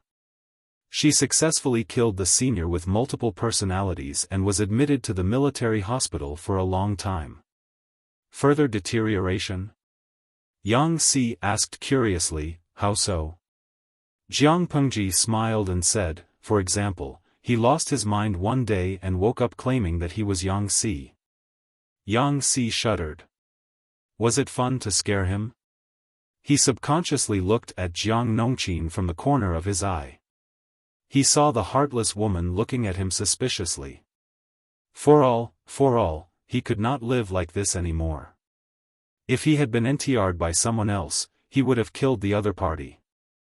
However, the person who cuckolded him was his lord, and she was a woman. He felt so wrong that he could not speak. How is this deterioration? Could it be that my soul will leave my body and possess him? Yang Si curled his lips gloomily. Zixiao said that ghosts and gods can't be trusted. Jiang Pengji explained, when he lost his mind, he became another person that he imagined. For example, Hua Yuan's elder brother. This is also someone that Hua Yuan subconsciously imagined when he was bullied and could not resist. Yang Si felt that her explanation was novel and interesting. It seemed to be easier to accept than the so-called possession of the soul of his deceased brother. Yang Si said, "My lord, do you mean that as time goes by, Hua Yuan may imagine himself as someone else?" Jiang Pengji nodded. Yes. After all, it was ancient times. Without targeted medication in medical conditions, it was difficult to cure Hua Yuan's dual personality. Little did he know that Jiang Pengji's words had come true. Hua Yuan had indeed split into other personalities. Yang Si asked curiously, "Zixiao, how do you know so much?" "From the looks of it, even Hua Yuan's lover doesn't know him as well as you do." As soon as he finished speaking, Jiang Pengji glared at Yang Si. "Do you know how to talk? Who was Wei Si's lover?" Her frog was slowly simmering in her pot. How could it jump into someone else's pot? Yang Si, even so, Yang Si's words still voiced everyone's confusion. Wei Si's understanding of Hua Yuan was too detailed. Wei Si dodged the question expressionlessly. "I calculated with my fingers and observed the stars at night." Yang Si could not help but complain, "Can your reason be any more perfunctory? Who was the one who told him that ghosts and gods couldn't be trusted?"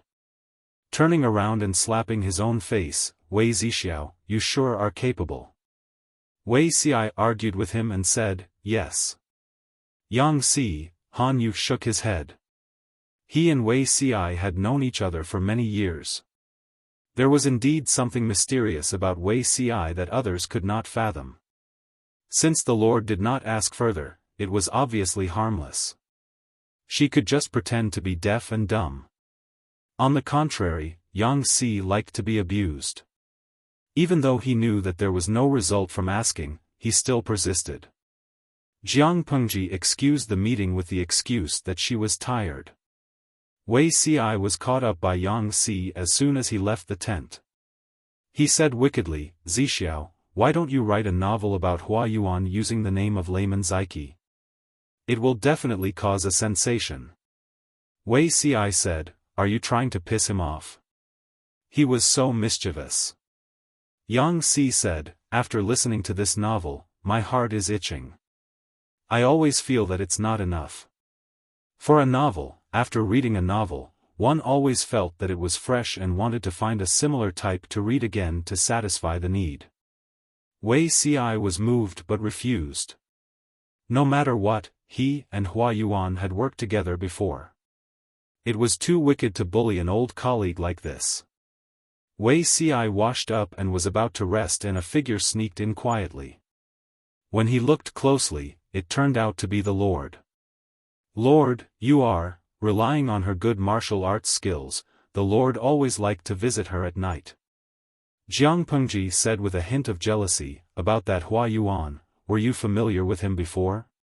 She was not so familiar with the person who slept beside her. Wei Si's expression wavered a little, and he said slightly unnaturally, "After all, we worked together before." Jiang Pengji half leaned on him. "Zixiao, I'm sad. You actually have something on your mind from me. Did you really not have an affair with Hua Yuan?" Wei Si smiled bitterly and said, "We are both men. The friendship between gentlemen is as indifferent as water. Our relationship is completely different from yours. Although he was not proficient in sweet nothings, Wei Ci knew how to pacify the person in front of him. Wei Ci did not deliberately hide it. It was just that he did not want others to know about the secret, especially the person in front of him. If my lord really wants to know, what's the harm in telling me? Wei Ci said. I treated him like a gentleman's best friend, but he didn't think so. Hua Yuan's madness became more and more serious. One day, after his illness broke out, he claimed to be Hua Yuan's deceased wife. This woman was dissolute and liked young and beautiful scholars. At that time, I was in the prime of my life and my looks were not bad. She often harassed me and refused to give up. I could not stand her harassment. In the face of workplace harassment, Wei Ci righteously chose to say no. Hua Yuan's looks were not bad, but he was dressed in colorful women's clothing and wore scary makeup. Even ghosts would be scared to tears by him. It was because of this that Wei Ci started to investigate Hua Yuan's past. Coincidentally, the first personality, Hua Yuan, woke up one day. Wei Ci used some means to dig out a lot of inside information from him. He pieced the scattered information together into a complete intelligence report. If possible, Wei Ci did not want to know more about Hua Yuan. This person was really evil and strange. Jiang Pengji said angrily, he's so shameless. That's all in the past. Let's not talk about it.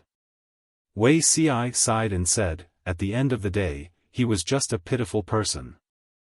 After Hua Yuan split into elder brother and deceased wife, he also split into his deceased parents and his deceased wife's lover who had cheated on him. A good counselor had gone crazy. Every time he thought of this, Wei Ci could not help but sigh. If this person's temperament was normal, he would definitely have a place in this chaotic world. Unfortunately, Wei Ci shook his head regretfully. In his previous life, Hua Yuan died a tragic death. He could not bear to see his end. This person coveted you and harassed you? Jiang Pengji said, you still sympathize with him? After all, we know each other, Wei Ci said.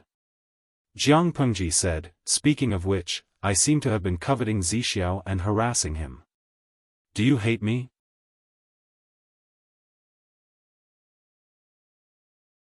Chapter 1293. Willing to endure hardship? Jiang Pengji's thin lips curled up slightly. Before Wei Ci could react, she hooked her right hand around the back of his neck, leaned forward, and pressed a kiss on his lips. Zixiao is really sweet. She smacked her lips, looking like she was reminiscing. Wei Ci's ears heated up and his cheeks flushed red. Even though Wei Ci had the experience of his previous life, he was still conservative and introverted. In terms of shamelessness, how could he be Jiang Pengji's opponent? The person in front of him was his nemesis. It was so in his previous life, and it was so in this life. She could defeat him without doing anything. My lord. Wei Ci reached out and stabilized her body. He said warmly, it's getting late. Let's go back and rest first. Jiang Pengji leaned close to his ear. Her warm and moist air hit the base of his ear, causing him to palpitate and tremble. It made him lose control of his mind. Zixiao, your surname was Liu in your previous life, right? Wei Ci frowned in surprise and said seriously, of course not. Why does my lord have such a question? I suspect that your name was Liu Xiaohui in your previous life. Jiang Pengji teased him with a smile. If you were an ordinary man, you wouldn't be able to sit still by now. Could it be that her boyfriend power was at its maximum, causing the two of them to take the opposite roles? Should she take the initiative to overwhelm him? It wasn't that she hadn't tried before, but Wei Ci's attitude was very resistant. She also abided by the federal law that she couldn't use force on others without permission. Wei Ci smiled bitterly. This is the military camp. Are you going to indulge in sensual pleasures here? Jiang Pengji was startled. That really wouldn't do. As the Lord, she had to set an example and firmly abide by the military rules of the military camp. She couldn't violate any of them, let alone indulge in sensual pleasures. She rolled her eyes and asked, "It's fine as long as we're not in the military camp?" Wei Ci smiled bitterly again. The candlelight in the tent swayed. The orange light reflected in his eyes. They looked warm and deep, as if they contained stars. "That won't do. It's not suitable for my lord now." He paused and looked a little embarrassed. "It's not suitable for pregnancy." Jiang Pengji was stunned. She didn't expect Wei Ci to reject her repeatedly for this reason. She thought it was because he was naturally shy. The two of them looked at each other for a while. Wei Ci seemed to have lost all hope and said, "The world is in chaos and the situation is unstable. If my lord is not careful and becomes pregnant, it will be very inconvenient and the risk will increase. A woman's pregnancy is extremely dangerous. If she is careless and falls into someone else's trap." Wei Ci's medical skills were not bad. In his previous life, he had spent a lot of effort to specialize in female gynecology. For stability, he had also learned how to deliver babies. It wasn't that he didn't trust others, but that a woman's pregnancy took 10 months to give birth, so she was especially vulnerable to external harm. Wei Ci could not afford to gamble at all. Jiang Pengji scratched her cheek awkwardly with her index finger. She had never thought about it. She did not want to talk about contraceptives in ancient times. In order to ease the awkward atmosphere, she muttered, "Zixiao is really confident in himself." Who didn't know that Wei Ci's body was cold because of his childhood experiences? When it came to men, once the word "body cold" was attached to it, outsiders would subconsciously think that they were inferior to normal men in terms of fertility. Even if their bodies could be nurtured well, their yang energy would not be as abundant as others. Even if Wei Ci had great self-restraint, he almost broke down when he heard his lord's words. "My lord, no matter how small the possibility is, it doesn't mean that it won't happen. You can't take the risk." Wei Ci had been nursing his body for a long time in this life. His condition was definitely much better than in his previous life. He had a son and a daughter in his previous life, so naturally, he wouldn't be without any gains in this life. In addition, the two of them were a few years younger than they were in their previous lives. It was reasonable to say that it was easier for a young and healthy body to conceive. "Don't you know the technique of Qi Huang?" Jiang Pengji said, feeling wronged. "I've learned it for practical use." Wei Ci was speechless for a long while. With a red face, he squeezed out a sentence with difficulty. "Every medicine is poisonous. A woman's body is different from a man's. Even the slightest damage would be difficult to heal, not to mention the issue of having children. It's fine if you're compassionate, but this method isn't foolproof. If you're not careful and you get pregnant, the fetus you give birth to might be born with congenital deficiencies." Jiang Pengji was speechless. How infuriating. Jiang Pengji's face was as black as ink. Wei Ci hesitated for a while, then he plucked up his courage and stretched out his hand to comfort her back. The more he behaved like this, the angrier Jiang Pengji became. She pushed him down and bit him a few times. Beads of blood appeared on the flesh near his collarbone. Wei Ci was in so much pain that he drew in a breath of cold air. The pain overwhelmed the lust in his body. He could only smile bitterly and pat her on the back, pacifying her. Jiang Pengji was on fire. He was in front of her, yet he couldn't eat her. He was forced to be a sadhu. She smiled bitterly and said, "This is probably self-immolation." Wei Ci didn't dare to interrupt. Instead, he hugged her in silence to calm the burning fire in his heart. His lord wasn't feeling well, but he was actually having a hard time too. Jiang Pengji hugged Wei Ci and ate his tofu for a while. She quietly returned to the main tent. I'm going to rest. Don't disturb me if there's nothing important. She instructed the soldiers who were guarding the main tent. She went to her bedroom in the tent and opened the system store that she hadn't opened for many years. As she flipped through the pages, her face slowly darkened. The pressure surrounding her became even lower. Ordinary genetically modified rice, clean tap water, iodized salt, salt without iodized salt, soil with medium fertility, dry firewood, soybean oil, vegetable oil, sauces, aged vinegar, stir-fried green tea leaves, snakeskin bags, nail knives, ordinary wound medicine. What kind of lousy things were sold in the system store? After flipping through a few pages, Jiang Pengji was so angry that she rushed to the front of the system. The two systems were so scared that they trembled. You call yourselves systems? This is called the system store. Don't you have any idea what's going on? You don't even have a BYT. You can't even compare to a snack store. You're so useless. You might as well die. As the trash in the system, don't you think it's too embarrassing for you to live?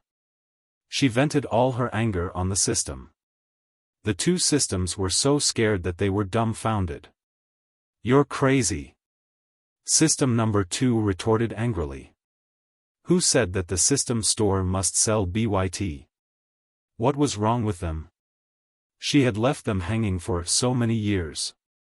The pitiful pair of systems had to eat the energy she fed them regularly every day to survive. They felt wronged even if they didn't eat their fill or starve to death. It was not easy for them to say a few words, but this crazy woman came up and scolded them. Isn't the bed the battlefield of the live-streaming system? Don't you think this thing should exist? Jiang Pengji mocked and ridiculed them. As systems, you're so unprofessional. You even want to trick the host into working for you. You deserve to be imprisoned here. Trash. The two systems received critical damage. Damn it, it was great to have the ability to tear the system apart. A soldier would rather be killed than humiliated.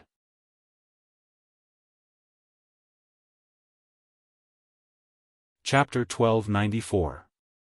Bad news from the front line? The next day, Han Yu was keenly aware that his lord was very angry. Her aura was even gloomier than before. Thinking about it, the only answer he could think of was bad news from the front line. No, if there was bad news from the front line, my lord would have summoned us overnight. Yang Si leaned close to him and whispered, my lord has passed the age of 20. In other words, she has grown up. As an adult, there are always a few days when things go wrong. Yang Si smiled mysteriously and patted Han Yu's shoulder. Han Wenbin joined too late to notice some clues. Han Yu was about to correct him that 20 was used to describe a man and that a woman should be described as young, but he suddenly realized something. You mean? Han Yu's face turned gloomy and he scolded, Yang Jingrong, how dare you lie about my lord? It's not something that can't be said. Sages are also human beings. Yang Si crossed his arms in front of his chest and said, why can't sages talk about things that they can't avoid? Without this, how can the bloodline continue? If you don't say it, who will know that I said it? Han Yu was so angry that he almost laughed. He said, my lord is a woman after all. Isn't it blasphemous to my lord's reputation by saying such things? Yang Si was stunned for a moment and said embarrassedly, didn't I forget? I can only blame my lord for being too heroic and forgetting about this.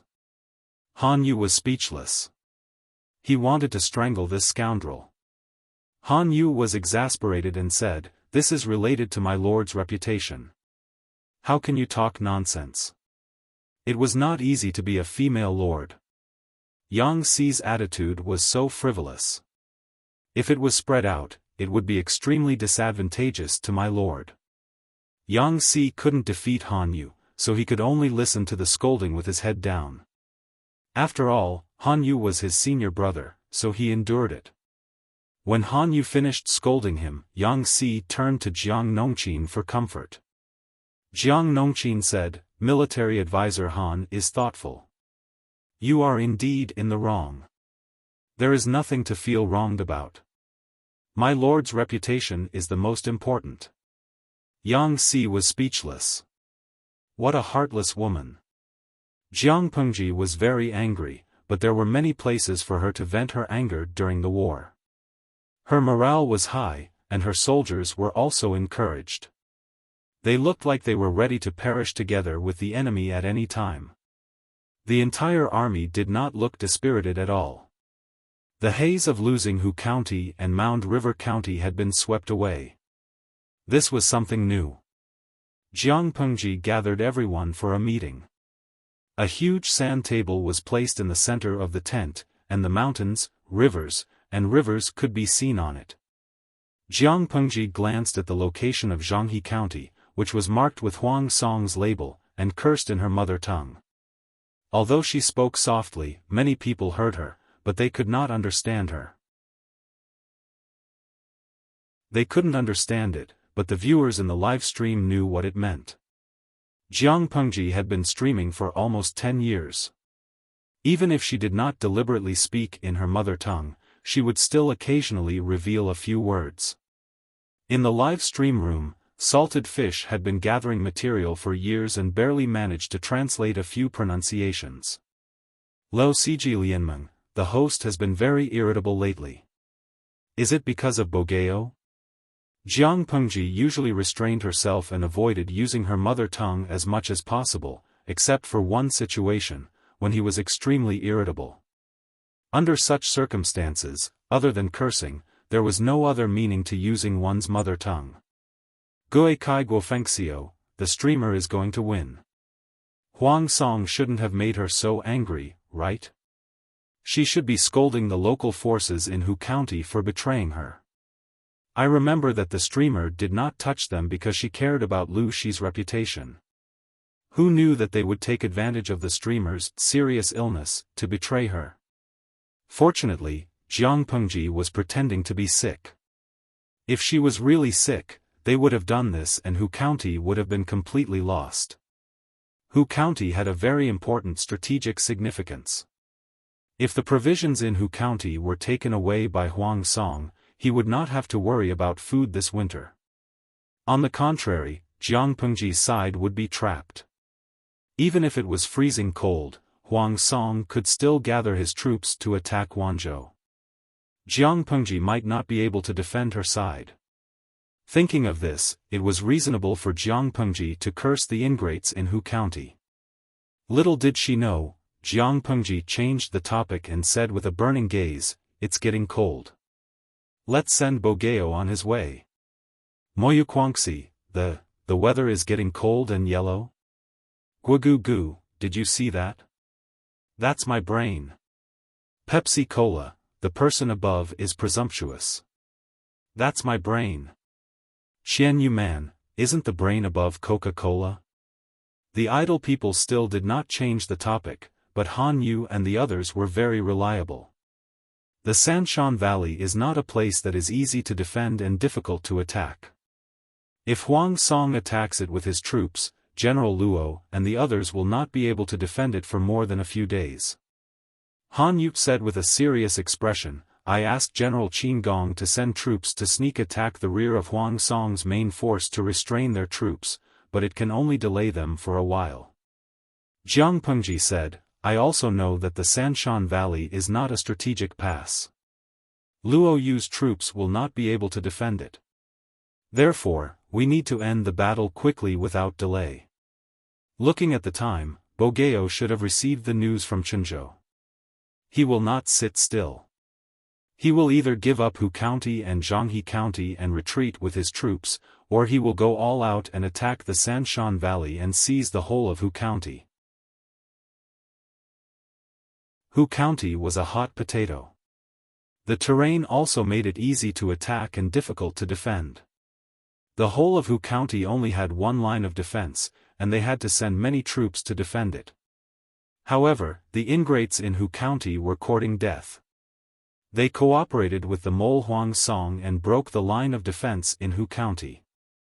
Han Yu said, "The value of Qinzhou is far less than Hu County. Huang Song will not give up the good situation for Qinzhou." In other words, the possibility of Huang Song leading troops to attack the Sanshan Valley was much higher than the former. If that was the case, Jiang Pengji would definitely send troops to stop Huang Song. She could accept losing the whole of Hu County, but she was afraid that the tens of thousands of elite troops sent to Hu County would also be lost. However, a quick battle was not something that could be won just by leading troops. They needed to think carefully about how to send troops and how to set up the layout.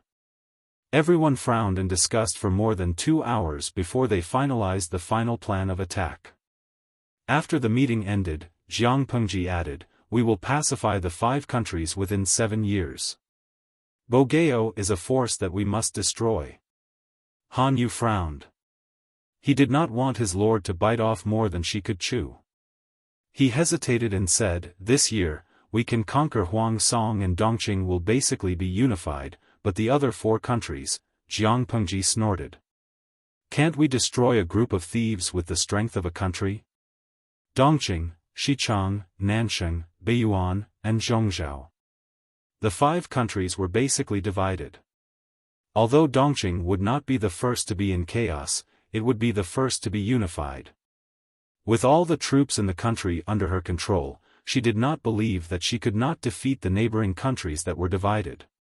It was the same principle as making money to start a business. Starting a business was the most difficult to earn $1 million. Making another $1 million was much easier than starting a business from scratch. She spent nearly 7 years to unify Dongqing. Couldn't she destroy the other 4 countries in the remaining 7 years? Han Yu looked calm on the surface, but in fact, his blood was boiling. He had been working for Jiang Pengji for a while. Except for the conversation that persuaded her to surrender, she had never revealed her ambition to invade the other 4 countries. Now she said that she would destroy the other 4 countries within 7 years. Even a rational person like Han Yu could not help but be excited.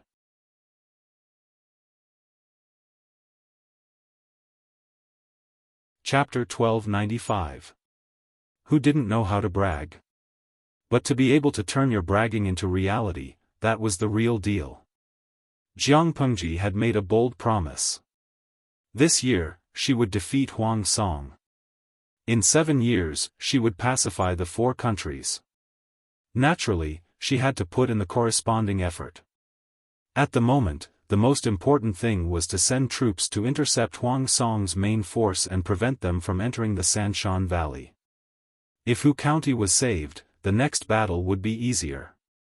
Not only did Jiang Pengji and the others understand this, but Huang Song's people were also well aware of it. However, Jiang Pengji was destined to be Huang Song's nemesis.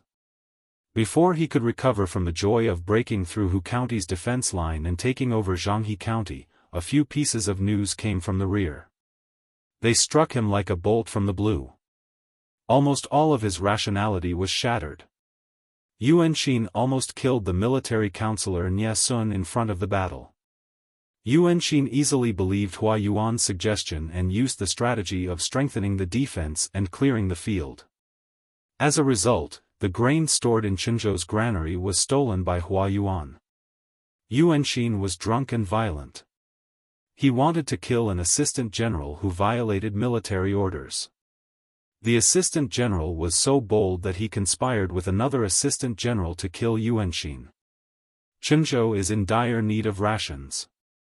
The military counselor Nie Sun reorganized the troops and stopped the enemy in Cangzhou. 4 pieces of news in a row blew Huang Song's mind away. That was not the point. The point was that the 4 pieces of news did not happen at the same time. What did this mean? It meant that someone had deliberately blocked and suppressed the news from the rear. They were deceiving everyone and causing Huang Song to be unable to know the situation of the battle immediately. Huang Song suppressed his surging anger. Fortunately, Yuan Xin was dead. If he hadn't died, Huang Song would have drawn his sword and slashed him. He looked at the messenger with a gloomy expression and asked in a hoarse voice, "Who sent you to deliver this news?" The messenger replied, "Military Counselor Nye sent me to deliver the news to the Lord as soon as possible." Huang Song asked again, "When did Military Counselor Nye get injured?" The messenger replied, "About a month and a half ago." Huang Song asked again, "When did General Yuanxin die? When did Qinzhou's rations get cheated?" The messenger was sweating profusely. The rations got cheated half a month after Military Counselor Nye got injured. 10 days later, General Yuanxin was assassinated. Huang Song was furious. The veins on his forehead were bulging. His eyes were filled with horror. It would only take 10 days to get here from the front line in Qinzhou. Why is the news delayed for 40 to 50 days? Huang Song's anger could not be quelled, and the messenger could only bear the impact of his anger head-on. He was so frightened that he trembled all over, not daring to interrupt. The messenger said, This is because General Yuanxin ordered." He was like a punctured balloon. His anger suddenly dropped from the highest point to the lowest point, and there was a dejected expression between his brows. Huang Song really regretted it now, so much so that his intestines turned green. He said angrily, "I thought he was sincerely remorseful to Cheng Yun. That's why I gave him a second chance to guard the rear of Qinzhou. I didn't expect him to be so unrepentant. He should, Nye Sun and Yuanxin didn't get along. Even if he did, the two of them wouldn't be able to reconcile. Nye Sun and Yuanxin didn't get along. Even if he did, the two of them wouldn't be able to reach a peaceful ending." His words had come true. Huang Song, on the other hand, had no choice but to give Yuan Xian some face, and took out Yuan Xian that he had hidden away. It wasn't because Huang Song was a father figure. It was because Yuan Xian's youngest son was shot by a stray arrow to protect Huang Song and died. Huang Song remembered this kindness. He wasn't a heartless person. He always remembered Yuan Xian's kindness, so he took good care of Yuan Xian. In the end, alas, he was caught in his own trap. If he had listened to Feng Ju, Cheng Jing, and the others and kept Yuan Xian hidden or separated, he wouldn't be in this situation. Huang Song knew that Yuan Xian was taking advantage of his guilt and his status as his uncle. No one could suppress him except for a few people. But so what? He couldn't just let Yuan Xian go or abandon him just because he liked to target Nye Sun. Before the incident in Qinzhou, Yuan Xian's biggest mistakes were limited to targeting Nye Sun, snitching on him behind his back, and destroying internal unity. Huang Song would at most freeze Yuan Xian for a period of time as punishment. After the incident, he would still use it. Unexpectedly, Yuan Xian didn't say a word and caused big trouble. Not only did he hurt Nye Sun, but he also suppressed the news. One wrong step led to many wrong steps. In the end, Hua Yuan of unknown origin took away the food in Qinzhou. Huang Song told everyone in the tent with a serious face. Everyone was shocked. They didn't expect Yuan Xian to be so bold. Cheng Jing rubbed his eyebrows. Yuan Xian turned the advantage he had created with great difficulty into a disadvantage. He was really a capable person. He was dead, but the Lord had to clean up the mess because of his stupidity. Cheng Jing frowned and thought. A counselor in Huang Song's tent came out and cupped his hands. "My lord, General Yuan Xian is already dead. It's useless to argue about his mistakes now. The most important thing now is to solve the urgent situation. Qinzhou doesn't have enough troops and supplies. Counselor Nye is injured. We don't know how long he can defend. My lord, please make a decision as soon as possible. Should we send troops back to help Qinzhou or abandon it?" The counselor's voice trailed off. If they didn't care about Qinzhou, as long as the enemy used the strategy of besieging them, Qinzhou would be finished even if they didn't do anything. Don't forget, there were nearly 1 million ordinary people in Qinzhou. There was still surplus food in the military camp for some time, but millions of people also needed to eat. Not every family had food reserves, and even if they did, there wouldn't be a lot. Many people had to go to the rice merchants regularly to buy rice. The rice merchants bought part of the rice from the people, and the other part from the grain stores in the important towns. The rice bought by the grain stores was usually old rice that had been stored for a year or 2 or 3 years. The price was lower than new rice. It was good enough that the people had something to eat. Why would they be picky about whether the rice was new or old? Yuan Xian had moved all the food from the grain stores. How could they make up for this gap? There was another meaning in the counselor's words. If Huang Song chose to go back to help Qinzhou, he would have to face a food shortage of millions of Dong and the people who lacked food. It was better to abandon it. Abandoning Qinzhou also meant abandoning Niesun and the tens of thousands of soldiers stationed there. What should he do? How should he choose? Huang Song's heart wavered. He was like a blind man standing on the edge of a cliff. In front of him was a cliff, and behind him was a fierce tiger. My lord, it's not time to delay. My lord, please make a decision quickly. Everyone tried to persuade him. Huang Song looked at Qingjing, asking him what he should choose. Qingjing was silent for a while, then said in a low voice, My lord, please think of the big picture.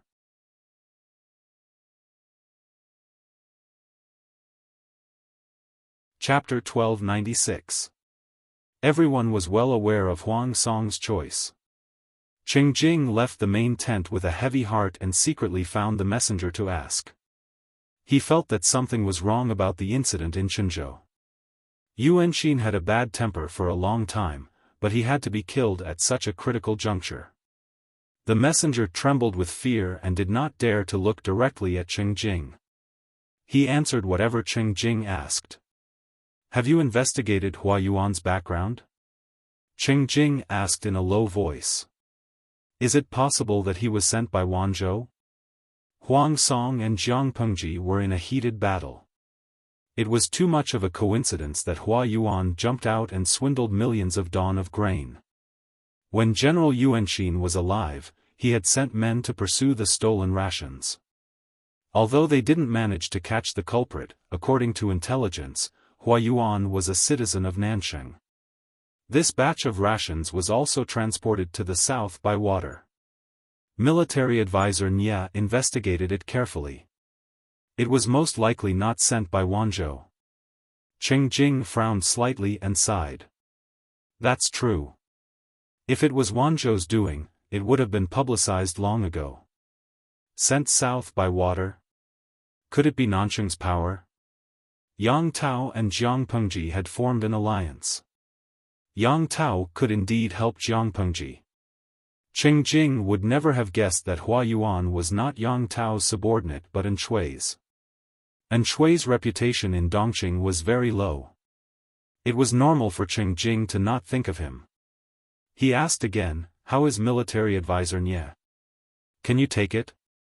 Nye Sun was a very perceptive person. He should know what would happen to him if the news reached the front lines. Huang Song would definitely abandon Qinzhou. The messenger told the truth. Nye Sun had recuperated for more than a month before he could barely walk. Logically speaking, he still needed to rest, but Yuanxin had died at such a critical juncture. If Nye Sun did not stand up to take charge, how could the soldiers in Qinzhou resist the ferocious enemy? After Qingjing heard this, his brows did not relax. Instead, they furrowed even more, leaving deep red wrinkles. Military advisor Nye was injured so badly? If he had not seen it with his own eyes, Qingjing would not have imagined how severe the injury was. The messenger said, military advisor stayed up for several nights before he was out of danger. He woke up for a while and wrote a will to his wife and daughter. If he was not injured to the point of death, who would write a will to curse him? Cheng Jing said, "Will? Do you know what it says?" The messenger shook his head. He was just a lowly soldier. How could he be qualified to know what was written in the letter? However, General Yuanxin read the contents of the letter before he died. Not long after the letter reached the hands of Counselor Nie's wife and daughter, they led their men north. North? Suddenly, Cheng Jing understood something. He could roughly guess the contents of the will. It was most likely an order for his wife and daughter to go north and seek refuge with the Yu clan. He asked, "Why didn't you tell the Lord about this?" The messenger was stunned and said in astonishment, Counselor Nie didn't say anything." Cheng Jing lowered his eyelids to hide the complex emotions that flashed across his eyes. Nie Sun had sent someone to report, but he had left out the detail that he had written a will to his wife and daughter. Was he afraid that the Lord would pursue and suspect him? When he thought of this, Cheng Jing asked about the details of Yuan Xian's death in detail. The more he asked, the more shocked he was. Yuan Xian's death, I'm afraid it won't be simple. Even if the commoners were resentful, they would not be able to win against the Thais. Most of them did not have the courage to make a fuss and could only swallow the bitter pill. That old man had not only carried his granddaughter's corpse to the military camp to make a fuss, but he had also been able to maintain his composure during the confrontation and speak clearly and methodically. He did not seem like a commoner, but more like someone had instructed him behind the scenes. Cheng Jing raised his hand to press his aching forehead and said in a low voice, "You may leave. Be careful when you leave. Don't let anyone see that you've seen me." Cheng Jing wanted to hide it, but Huang Song was a suspicious person. He heard that Cheng Jing had privately summoned the messenger.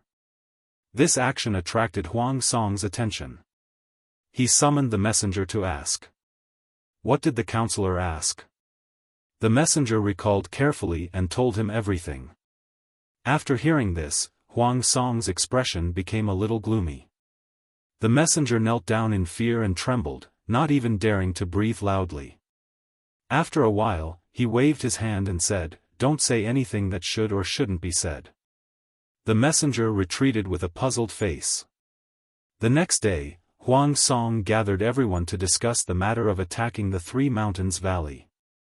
Cheng Jing keenly noticed that Huang Song was not as hesitant as the day before. This lowly general requests to join the battle. We will definitely attack the Three Mountains Valley within 3 days. There were many generals under Huang Song's command, but most of them were from the Yuan family. Only less than half of them were generals with different surnames. The one who requested to join the battle this time was Yuanxin's eldest son. He took after his father in appearance and was also a fierce and aggressive person when he was young. As soon as he finished speaking, Yuan Chong and a few other generals also stood up and requested to join the battle. The Three Mountains Valley was easy to attack but difficult to defend. Even if the enemy had placed a large number of soldiers here, it would still be difficult to defend. This was a good opportunity to make a contribution. Huang Song was still disgusted by Yuanxin's betrayal and did not want to see anyone related to Yuanxin for the time being. He ignored Yuanxin's eldest son and turned to Yuan Chong. Is Heng Shu confident? Yuan Chong secretly clenched his fists and took a deep breath. He said in a powerful voice, "This lowly general is willing to make a military pledge." It seemed that he was very confident. Huang Song secretly nodded, feeling quite pleased. Yuan Chong was his younger brother and fan. The two of them had been good friends when they were young. Yuan Chong was much better than Yuanxin. Yuanxin's eldest son said discontentedly, "Heng Shu is still young after all. This battle is of great importance. Please play it safe, my lord." Huang Song retorted expressionlessly, embarrassing Yuanxin's eldest son. Yuan Chong led his troops into battle. The dark formation made the onlookers feel pressured. In the Three Mountains Valley, the war drums thundered. Luo Yu took a deep breath and wiped his weapon with a gloomy expression. It seemed that doing so could calm him down. Meng Heng and Cheng Yuan looked at the sand table with a solemn expression. This was not a good place to defend, but they had no other choice. The enemy had the geographical advantage, and they could only fight passively. Fight to the death. We will not take a step back. Luo Yu gripped the long saber in his hand tightly. The polished blade glowed with a cold white light. Meng Heng said, "General Luo, defending to the death is not a good strategy. Even if we use all our men and supplies, defending for 5 days is the limit." The enemy had set up their formation. It was obvious that they would not rest until they were dead. If they fought the enemy to the death, the outcome would be total annihilation. Luo Yu said, "We have already lost Zhanghe district. There is no retreat. If we lose the Three Mountains Valley, the entire Hu County will." Heng is aware of this. Meng Heng's indifferent eyes were as calm as an ancient well. But these tens of thousands of soldiers are elites that my lord has carefully nurtured. General wants them to defend the Three Mountains Valley to the death. This loss is far greater than losing Hu County. Luo Yu stood up abruptly. A hint of struggle flashed across his square face. "What do you mean, military advisor?"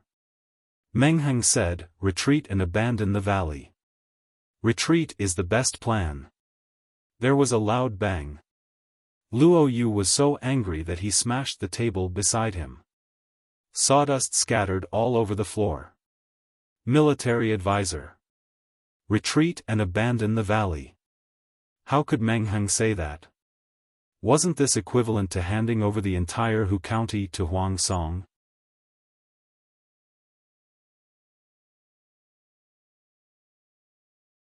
Chapter 1297. Luo Yu's eyebrows twitched. He said solemnly, "Please elaborate." He must have been blind. He thought Meng Heng was a gentle and kind scholar. He didn't expect him to be so crazy and decisive. No wonder he was Meng Zhan's son. His ruthlessness was inherited. Killing 1,000 enemies while sacrificing 800 men. Perishing together. Meng Heng sneered.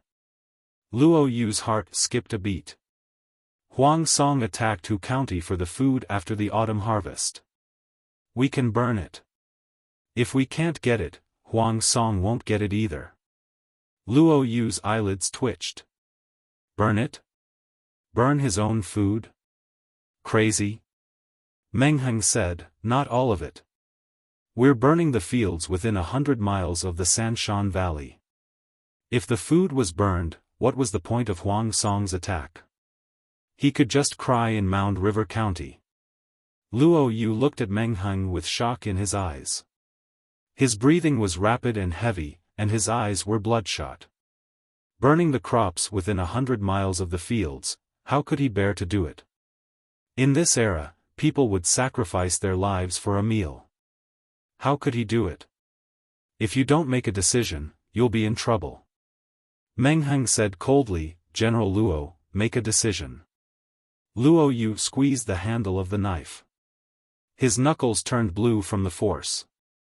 His bones were almost protruding out of his skin. It was obvious how much he was struggling. The choice Meng Heng gave Luo Yu was too difficult. No matter what he chose, Luo Yu couldn't bear to do it. Cheng Yuan held his breath and looked at the two with a complicated expression. Is there really no other way? Cheng Yuan helped Luo Yu speak his mind. Meng Heng said, "Huang Song will attack the Sanshan Valley with all his strength. We can at most hold on for 5 days. That's at the cost of the lives of all the soldiers. My lord's army is restraining Huang Song's, but Huang Song is avoiding the battle. He'll use the terrain to delay them. It won't be a problem to stall for 10 days to half a month. By then, Hu County will be in Huang Song's hands.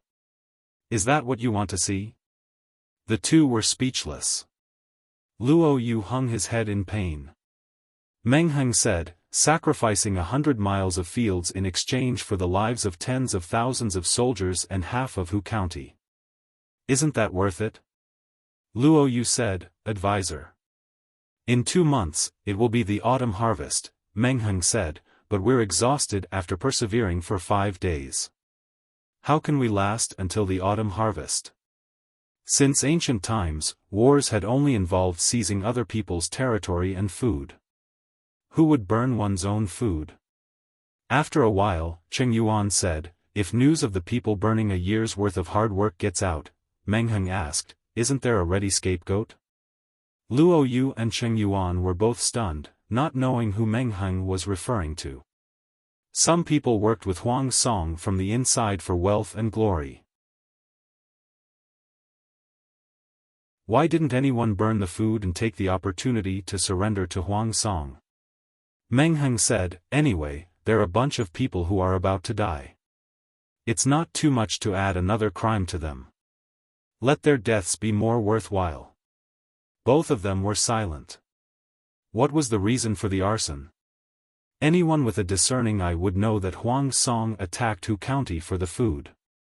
Which idiot would burn the food as a sign of allegiance? As if he could see the two's doubts, Meng Heng said, it's just burning the fertile fields near the Three-Mountain Valley. We can say that the burning of the fields is to distract our army and mislead us into sending troops to extinguish the fire. This will weaken the defending forces of the Three-Mountain Valley. It's good as long as it makes sense. There was no lack of fallacies and ordinary people who were brainwashed by them. As long as the majority of people believed in alcohol, a minority would naturally choose to remain silent. Has General Luo made a decision? Luo Yu looked dispirited and said in a hoarse voice, if we can survive this battle, I'll personally ask for forgiveness from the Lord. Not only did he fail to defend the territory that the Lord had given him, but he also escaped by burning his own fields. Such an incompetent and prodigal performance made Luo Yu want to find a hole to hide in and never come out again. Huang Song's army came in a menacing manner. They were very ferocious and did not give anyone a chance to breathe. The two armies fought from day to night with the Three Mountains Valley as the boundary. The gate of the pass was smashed by a giant tree once. If it were not for the timely use of dozens of saber carts to block it, they would not have been able to hold on for a day. Everyone was panic-stricken and did not dare to close their eyes at night, afraid that the enemy would take the opportunity to launch a sneak attack. Luo Yu transferred a few thousand soldiers to disguise themselves as ordinary guards and sneaked out of the Three Mountains Valley in the middle of the night. Because of the war, the people nearby had already packed their belongings and headed north to avoid disaster. The fertile fields were left unguarded, which made it convenient for them to move around. Huang Song and the others did not choose to attack at night. Instead, they let the army rest and build up their strength, because the battle situation during the day determined that the enemy was more nervous than they were and did not dare to sleep the whole night. If they didn't sleep for a whole night, the enemy's physical condition would naturally be inferior to theirs, and they would have the advantage the next day. Based on the current situation, they would be able to take down the Three Mountains Canyon in 3 to 4 days. No matter how strong the enemy was, they were still mortals. It was impossible for them to not sleep for a few days. In the middle of the night, a faint orange light lit up behind the Three Mountains Valley. At first, it was not obvious, and Huang Song and the others did not pay much attention to it. As time passed, the orange light gradually spread and dyed the dark sky with an orange edge. After 2 to 4 hours, Huang Song was woken up by someone. What happened? Huang Song finally managed to fall asleep. Just as he was sleeping soundly, he was woken up by the ruckus outside. He tightened his pajamas and raised his hand to rub his sleepy eyes. Master, something bad has happened. There's a fire. Fire? What fire? Huang Song's mind quivered. He mistakenly thought that the enemy had come to set a fire at night and was so scared that he was completely awake. He grabbed Yuan Chang's hand and asked, where's the fire? Yuan Chong could not explain clearly, so he ran to the observation deck with Huang Song. There was a dazzling line of fire on the horizon in the direction of the Three Mountains Valley. What's that? Huang Song felt like he was dreaming. Why was the enemy's rear on fire? Yuan Chong said, the enemy's rear is on fire. I don't know who said it. The two looked at each other. At this moment, the enemy's rear was on fire? Huang Song suddenly had the illusion that he was the chosen one. He looked at the fire in the distance and vaguely felt that something was wrong. Huang Song asked, where's the location of the fire? Yuan Chong could not tell him the specifics and could only give him a rough location. Huang Song's mind flashed and he was shocked. He quickly climbed down the observation deck. At this moment, Cheng Jing and the others also rushed over. Their faces were frighteningly gloomy. They checked the locations of the Great Universal Geographical Map and were shocked to find that all the locations of the fire were fertile fields. Such a big fire may not be extinguished in 3 to 5 days. They did not know how much grain that was about to ripen had been burned, but they knew that it was not a number they wanted to see. They're crazy. Huang Song's emotions suddenly exploded. He waved his hand and overturned the table. The bamboo slips and documents on the table scattered on the ground, and the table fell to the ground with a dull thud. In the Three Mountains Valley, Luo Yu looked in the direction of the fire and wiped his tears.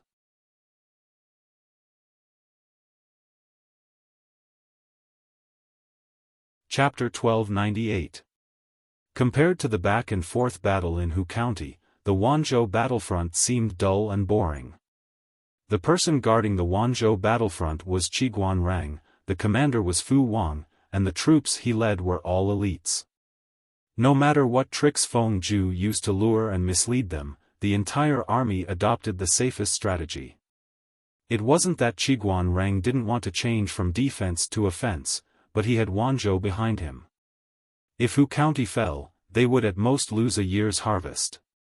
Next year, they would have to tighten their belts. If Wanzhou was lost, then the battlefront would completely collapse.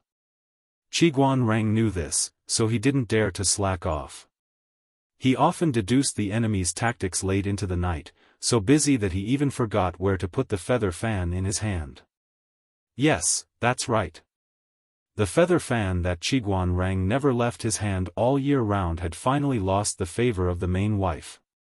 Suddenly hearing that Hu County had fallen, even Fu Wang, the commander, couldn't sit still.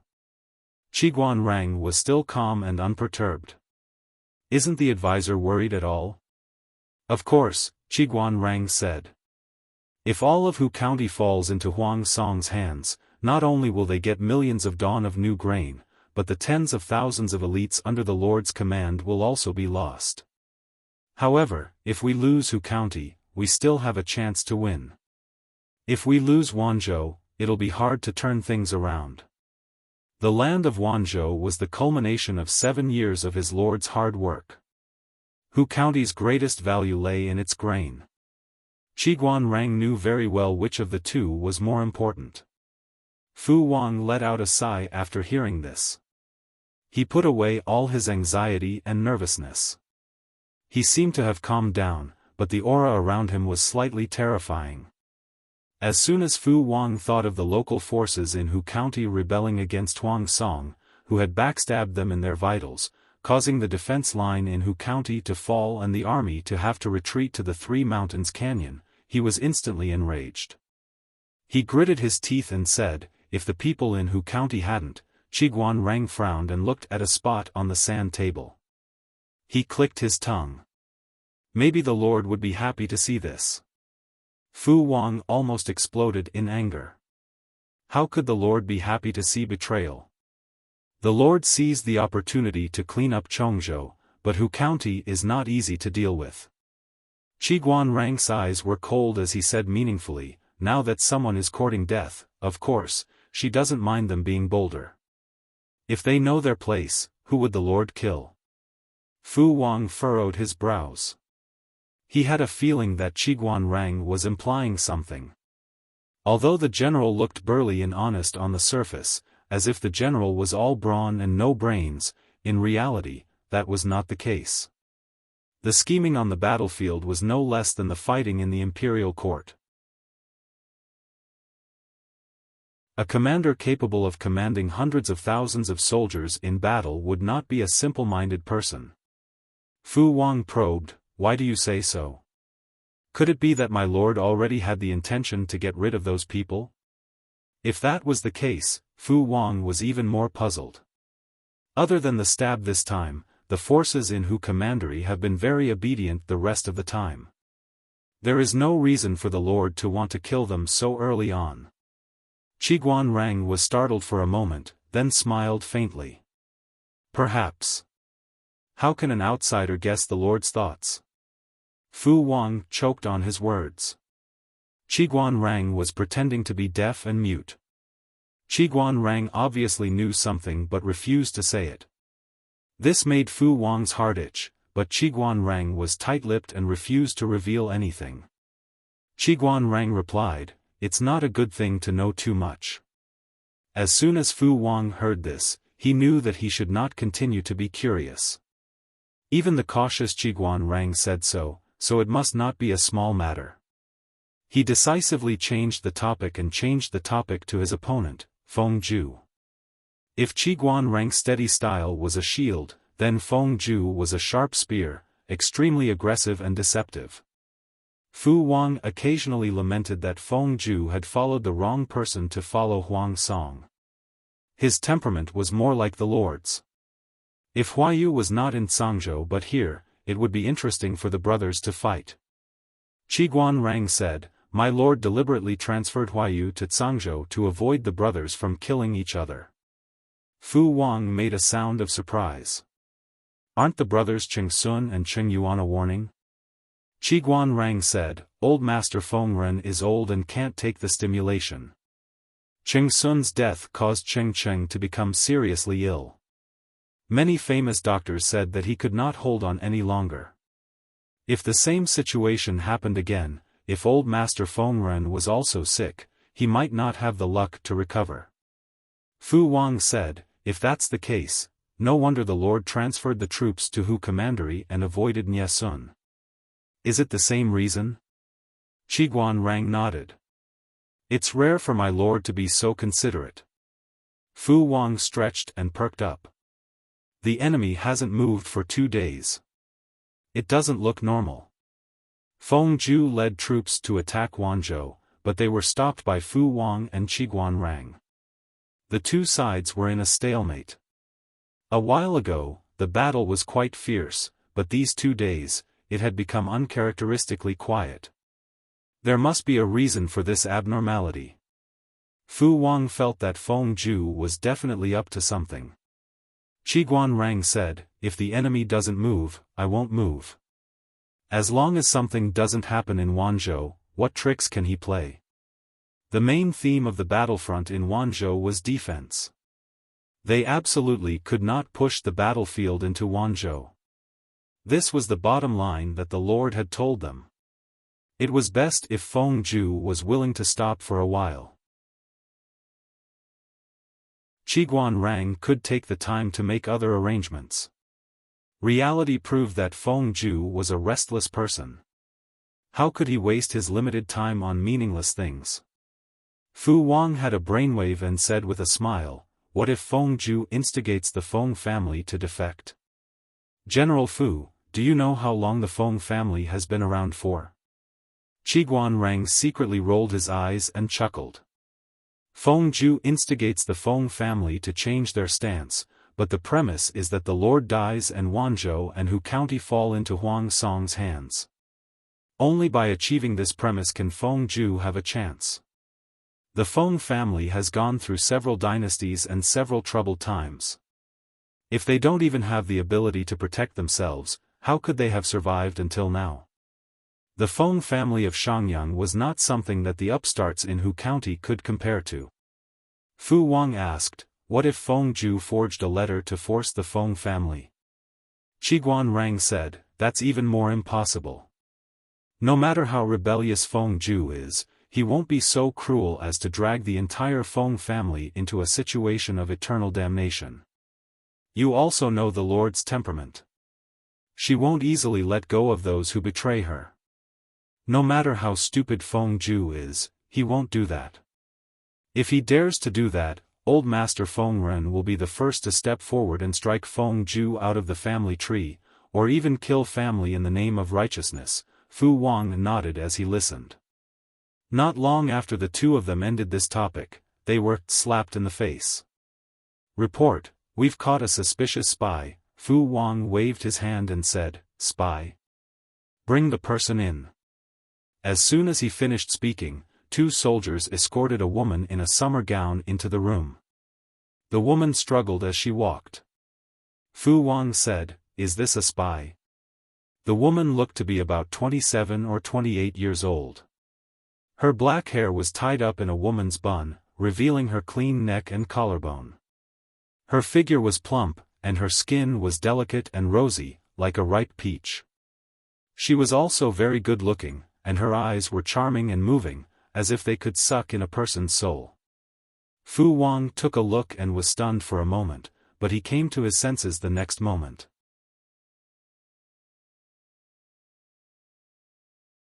Chapter 1299.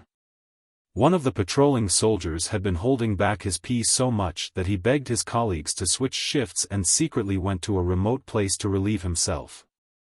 Just as he was feeling good, he saw this strange woman. She looked strange and attracted the attention of the soldier. Based on the principle that it was better to catch 1,000 wrong people than to let one go, the soldier reported the news. The woman was very strange. Anyone who met her eyes would be so mesmerized that they couldn't tell north from south. They would do whatever she said. The soldiers originally thought they had caught the wrong person, but seeing this strange situation, they had to catch the woman no matter what. After a lot of trouble, they finally caught the woman. Fu Wang sneered and looked at the uneasy deputy general. Wild fox. I think you guys have been dry for too long. Everything looks like a fairy. He had high standards. How could someone so ugly be called a fairy? Ignorant. The deputy general was embarrassed. He also knew that this woman didn't look like a spy, but she was indeed abnormal. He had even found evidence. General, this is the letter we received from this person. The deputy general handed it over. Seeing this, the woman's eyes widened and she struggled even more violently. This woman was stronger than an ordinary man. Two adult soldiers couldn't hold her down at all. They needed another to subdue her. Fu Wang took the letter. There was still wax on it. He opened the wax and took out the letter inside. His fingers held the corner of the letter and shook it. After unfolding it, he read 10 lines at a glance. When Fu Wang read the letter, Qiguan Rang was squinting and yawning. He hadn't had much rest for several days and was easily sleepy during the day. General Fu, what's wrong? Fu Wang looked at the woman and handed the letter to Qiguan Rang in disbelief. He lowered his voice and said, Counselor, take a look at this. Qiguan Rang didn't understand. What's written on it? After reading it, Fu Wang took out the folded paper from the envelope. And this? Qiguan Rang knew at a glance that the paper was a detailed topographic map of Wanzhou, as well as the distribution of troops in various places. In this era, maps were not easy to draw. Detailed and accurate maps could even be kept as top secrets. The topographic map of Wanzhou was naturally the most important war secret. It wouldn't be easily revealed. The map in front of him was far more detailed than the maps Qiguan Rang knew. If it fell into the hands of the enemy, the consequences would be unimaginable. Apart from the map, there was also the letter. It was a letter from Feng Yan to Feng Ju. Who was Feng Gui? The current head of the Feng clan, Feng Ju's elder brother. Qiguan Rang had just said that it was impossible for the Feng family to be instigated by Feng Ju. Immediately after that, there was a spy carrying irrefutable evidence of collaboration with the enemy. What a slap in the face! Fu Wang looked at Qiguan Rang with a strange expression. Qiguan Rang frowned and read the letter over and over again. "Where is he?" Qiguan Rang asked. Fu Wang raised his hand and pointed at the woman. "Here, but this woman's eyes are indeed a little strange. Counselor, you must be careful." Qiguan Rang took 2 steps forward. The woman lowered her head when he approached and did not struggle as violently as before.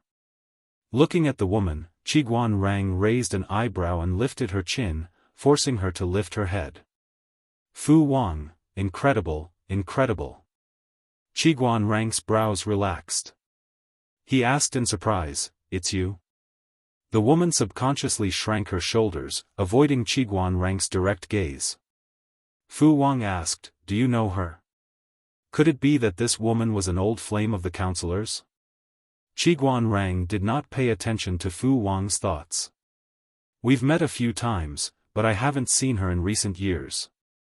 There were a total of 4 maids close to the Lord. One was Lady Xuanmei, who had been betrothed to Xiaoyu by the Lord. The other was Jiang Xiaowei, who had also been the Lord's maid. The third was Lady Huijun, whom General Fu should be very familiar with. The fourth is the person in front of you. Lady Takshu. When Fu Wang joined Wanzhou, Takshu had already been ostracized by Jiang Pengji and was later sent to Chongzhou. Therefore, Fu Wang had never seen Takshu before. Fu Wang was surprised. "She's the Lord's maid?" "Yes, I haven't heard any news of her in years. I didn't expect to see her here." But why? Even if Takshu was no longer the Lord's maid, the Lord would not neglect Takshu based on their previous relationship as a servant.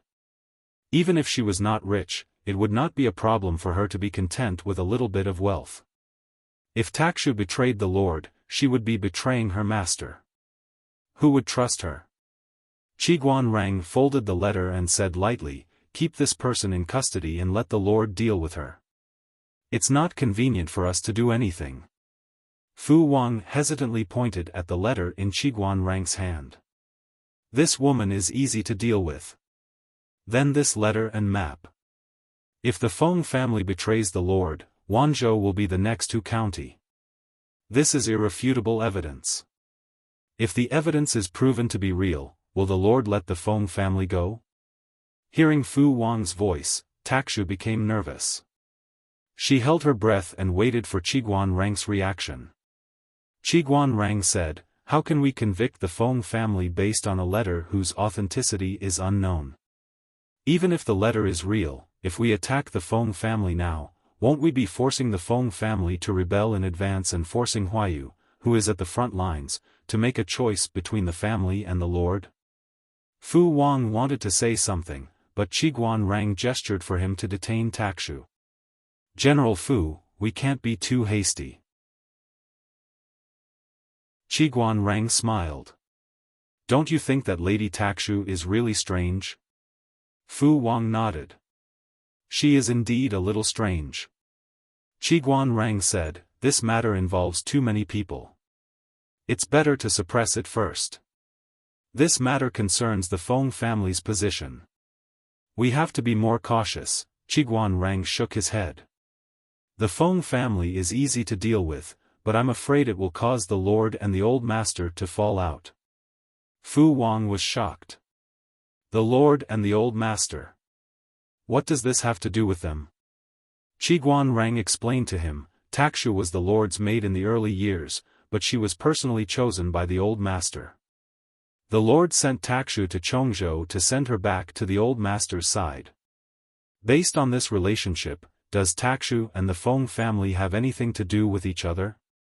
They had nothing to do with each other.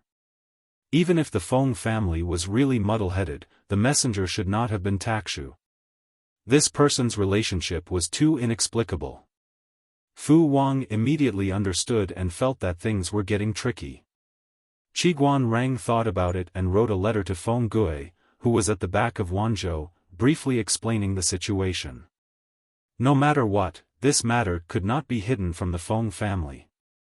If the Feng family had been framed, Feng Gui would rush over to explain as soon as he found out. If it was not framed, the Feng family would not dare to act rashly for a while.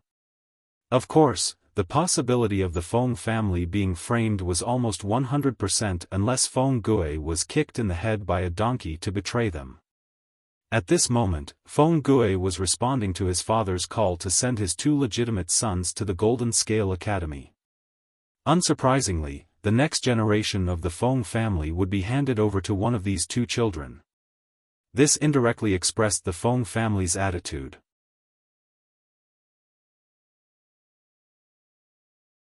Chapter 1300. Feng Gui immediately packed his things and led his men to the front lines. Xiangyang district wasn't very far from the front line. It would only take 3 to 5 days to travel at top speed. Feng Gui arrived in no time. When Qiguan Rang heard of Feng Gui's visit, he couldn't help but curl his lips. It looked like his judgment was correct. The Feng family had not betrayed them. After the two of them exchanged pleasantries, Feng Gui got straight to the point and explained his purpose for coming.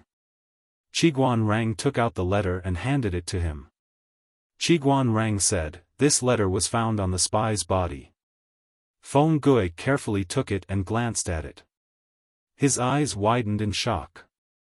How could this handwriting, the handwriting on the paper was clearly his, and some of the words were written in the same way. Those who were familiar with him would not mistake it. Feng Gui put down the letter and said honestly, "To tell you the truth, this letter was definitely not written by me. However, the person who wrote it was very skilled. Even I was fooled. If it wasn't for the fact that the content of the letter was so horrifying, would have suspected when I had written such a letter." Since even Feng Gui himself had said so, it was clear to see how well the forgery of this letter was done. It was enough to pass off as genuine. Qiguan Rang said, "When I first read the letter, I was shocked. After thinking about it carefully, I felt that something was wrong. There must be a villain behind this. Clan leader Feng, why don't you go back and check the people around you? I don't think there are many people who are familiar with clan leaders' writing habits." Feng Gui thanked Qiguan Rang sincerely. His trust had saved the Feng family from an undeserved calamity. If this matter reached Jiang Pengji's ears, she did not know what kind of disaster it would cause. The Feng family had been keeping a low profile all these years, but that didn't mean they didn't fight. There were too many changes in power in this chaotic world. Who could guarantee that a person who was in the limelight today would not be beheaded tomorrow? The Feng family was cautious in doing things. Even the sides they stood on were ambiguous. How could they openly communicate with Feng Zhu to decide their stand? At present, the Feng family thought more highly of Jiang Pengji and had high hopes for Feng Jin. As long as Feng Jin had a firm foothold with Jiang Pengji and didn't lose her trust, would the Feng family have to worry about not having opportunities to develop in the future? How could the Feng family give up their principles and change their stance to Huang Song just because of Feng Zhu? Just by thinking about it, one could tell that it was fake. It was just a setup by someone with ulterior motives. Feng Gui nodded his head solemnly in agreement. In order to avoid arousing suspicion, he didn't even dare to ask about his third brother, Feng Zhu. Qiguan Rang tried to sound them out again without batting an eyelid. He was only relieved when he confirmed that the Feng family was not a suspect. After Feng Gui left, Qiguan Rang called a few more people over and asked, "Is there anything strange about that woman?" Takshu was under strict supervision, but this woman's eyes were evil. Her pair of charming eyes could make ordinary people forget themselves. Those who were not strong-willed could easily be instigated by her. In order to prevent Takshu from escaping, Qiguan Rang ordered his men to build a small black house with green bricks. After they threw Takshu in, they sealed the exit, leaving only a small ventilation hole and a small door for food delivery. Even so, Qiguan Rang was still worried. He sent people to monitor Takshu in 3 shifts a day. The soldier reported, "There's nothing unusual." Qiguan Rang asked, "Nothing unusual?" He personally went over to interrogate her, but Takshu's reaction was cold. She had a cold and uncooperative attitude. "Lady Takshu, you have a master-servant relationship with our lord. If you encounter any difficulties, you can tell us. Won't our lord uphold justice for you?" Qiguan Rang tried to persuade Takshu. "This place is very safe. No one can threaten you." "You can." Takshu was not sure what he said. She snickered and said, "What master-servant relationship? That's a demon." Qiguan Rang was stunned. His expression darkened. He had given her face, but she did not take it. She had slandered his lord in front of him. Who gave her the courage? Takshu's voice suddenly rose. The real Lu Shi has been possessed long ago. Now, this is just a demon who has thrown the world into chaos. Qiguan Rang's eyes darkened. He raised his right hand and waved his feather fan, indicating for the soldiers beside him to retreat. If they knew too much, they would die too quickly. Qiguan Rang said in a low voice, "A man does not speak of strange powers and gods." What possessed demon? Lady Takshu's betrayal of her former lord is already a crime worthy of death. Now, you are splashing dirty water on your former lord. This cannot wash away your sins. If you still want to live, you'd better confess obediently. Don't play any tricks. Takshu shrieked, "The real Lu Shi has died long ago. Now, this is a demon who has thrown the world into chaos. Ever since she's possessed, she has brought war wherever she goes. The earthquake in Shangjing was also caused by her theft of the nation's destiny. You're helping the evildoer, you'll die a horrible death." Qiguan Rang clenched his fists. The handle of the feather fan in his hand was almost broken. Takshu seemed to have regained her rationality. She snickered and said, "How much do you know about Lu Shi? I'm her personal servant. I know everything about her since she was young. Lu Shi is introverted and docile. She doesn't even dare to kill a mosquito, let alone kill a person. The real Lu Shi has been mistakenly killed by bandits a long time ago. Now, this demon is merely a dove occupying a magpie's nest and causing wars and massacres." Qiguan Rang did not speak.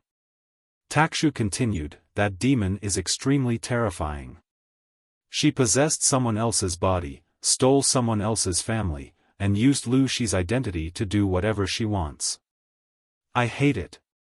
I hate it so much that I can't expose this demon. She even dared to plot for the destiny of the world. Those who are not of the same race are bound to have different intentions. You guys should be careful. Who knows, one day, she might not be able to hold back and show her fangs and kill all of you." Qiguan Rang said, "There's no evidence." Takshu smiled coquettishly and said casually, "If I remember correctly, Mr. Qiguan Rang is the son-in-law of teacher Wei Yuan. Haven't you heard him talk about what kind of person Lu Shi used to be? Wei Yuan was Lu Shi's teacher. What I said could be false. Could your father-in-law's words be fake? You've all been deceived by her. She's the demon who incited chaos in the world." Even though the saints did not speak of strange powers and gods, the ancients were still very superstitious. Otherwise, the emperor would not have used divine authority to fool the people. The 5 countries in the world had collapsed one after another, and there were endless wars. If ordinary people heard Takshu's words, they might not believe it. Who was Qiguan Rang? He was a man that the audience called Big Boss. How could he be brainwashed? It was ridiculous to blame the war and chaos on a demon. So what if Lu Shi was not the current lord? From the beginning to the end, the only person he regarded as a close friend was the current lord. You're more like a demon, aren't you? Qiguan Rang said in a low voice, "It's a pity that your ability to bewitch people's hearts is not good enough. Since you blamed the war and chaos on one person, that's the biggest flaw. If you have the time, learn well. Don't come out and show off your half-baked skills. Takshu was extremely embarrassed by Qiguan Rang's mockery. She's really a demon who possessed someone else's body. Takshu said, Old Master knows that too. That's why he's been so distant from her all these years.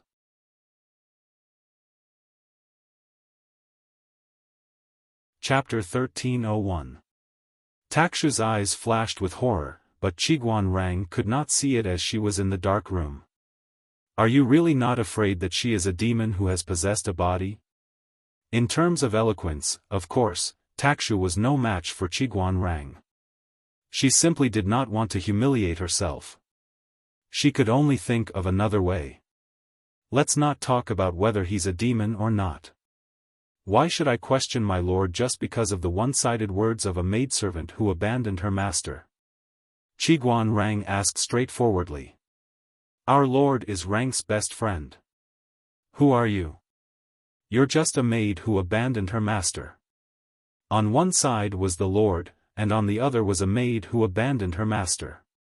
Even a fool would know how to choose. Takshu, who was in the dark room, clenched her fists. Qiguan Rang's reaction was a blow to her. So what if she is a demon? Qiguan Rang said coldly. This only proves that humans are more chilling than demons. What was war? War was an act of extreme violence initiated by humans for their own or group interests. They reshuffled the cards and distributed resources through war. In the end, was it not the greed and desire of humans? Qiguan Rang had known Jiang Pengji for almost 10 years. In the past 10 years, he did not see her seek anything for herself. Instead, she had been contributing. If all the demons in the world were like that, would there still be war in the world? It would have become a paradise in the human world. Qiguan Rang said again, compared to my lord, don't you think that you and the people behind you are more like evil spirits who bring disaster to the human world? Takshu seemed to be provoked and retorted angrily. Fool, the one I believe in is the real God who saves the world. The God you speak of is the one who hides in the side and secretly plots against my lord but does not dare to appear in the open? Since he is God, why doesn't he use his supernatural powers to send down rain and win over believers? Does God also need to hide and not dare to show himself? Qiguan Rang sneered. My lord has never hidden her identity. If she is really a demon, why didn't any powerful people come forward to subdue her? Isn't it their duty to kill demons and devils? Comparing the two, isn't it obvious who is more shameful and who is the evil one? Takshu was speechless. She could not explain Qiguan Rang's continuous questioning. Could it be that Jiang Pengji, the demon, was so powerful that the god could only avoid her and secretly persuade the innocent people not to be bewitched by her? Qiguan Rang laughed when he heard that Takshu did not respond. Do you know what you're doing? If the topographic map in your hands falls into Feng Zhu's hands, Wanzhou, where he has lived and worked in peace and contentment for the past 6 or 7 years, will be obliterated and trampled by iron hooves. No matter how disciplined Huang Song's troops were, how could they guarantee that they would not disturb or injure the people? You say that you are gods, but the things you do are no different from evil spirits. Bewitching Qiguan Rang was obviously a stupid move, because this person saw things more clearly than anyone else. How do you mortals know the will of God? For the sake of peace in the future, what's the harm in sacrificing a few mortals? On the contrary, fools like you have been adopted by the evildoers' small favors.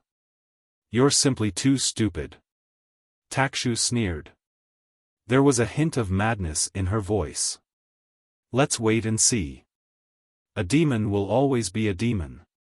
One day, you'll regret what you said today. I'll be waiting. Qiguan Rang flicked his sleeves and left. He sent more men to keep an eye on Takshu and instructed the guards to ignore her crazy words. He could not be bewitched by Takshu, but it did not mean that ordinary guards were immune. This woman was a little strange. After returning, Qiguan Rang immediately wrote a long letter to Jiang Pengji, telling her in detail about Takshu's situation. Jiang Pengji did not know that something had happened behind her. She first learned about Meng Heng and the others' heroic act of burning hundreds of miles of fertile farmland. When she received the news, Jiang Pengji was leading her troops to fight with Huang Song's troops near Hu County. Just as she thought, Huang Song's troops used the tactic of delaying, harassing and sending troops to obstruct them. They never confronted them head-on. Therefore, there was not much progress on Jiang Pengji's side for 2 or 3 days in a row. Seeing that the Sanshan Valley was about to be lost, she was extremely irritated. The most obvious manifestation was that none of the enemies who fell into her hands had a complete corpse. Yang Si did not dare to argue in front of her. If Wei Xi had not remembered to give her special treatment every day, Jiang Pengji would have suffocated from holding her anger. They were careful not to offend her, but the salted fish in the streaming room did not have this worry. He said what he wanted and complained what he wanted. Not only did he not avoid it, but he repeatedly mentioned it in the bullet screen of the streaming room. Ting Feng Chui Xue Gao, I'm so angry. I was pressed to the ground to wipe the floor tiles while playing games. I feel so aggrieved while watching the streaming. Jiang Pengji was in a hurry to rescue the Sanshan Valley. She was in a hurry, but she was harassed and delayed by the enemy. It was very annoying. It was as annoying as being hit with various deceleration and immobilization debuffs in a game when you were in a hurry to save your teammates. Shizuojujiazi, guess the game and profession based on the ID. I sympathize with the person above. You beggar Yueqiang, I feel the same. The more I watch, the more anxious I get. I had the urge to stuff the Maserati in the garage into the screen of the streaming room, press the streamer to sit in the driver's seat and race to the Sanshan Valley. Relying on the 2 legs of a human and the 4 legs of a horse, coupled with the constant harassment of the enemy, when the streamer arrived, the corpses of Meng Heng's cousin would have rotted to the point of oozing corpse oil, right? Jianji Lianmu, double-click 666.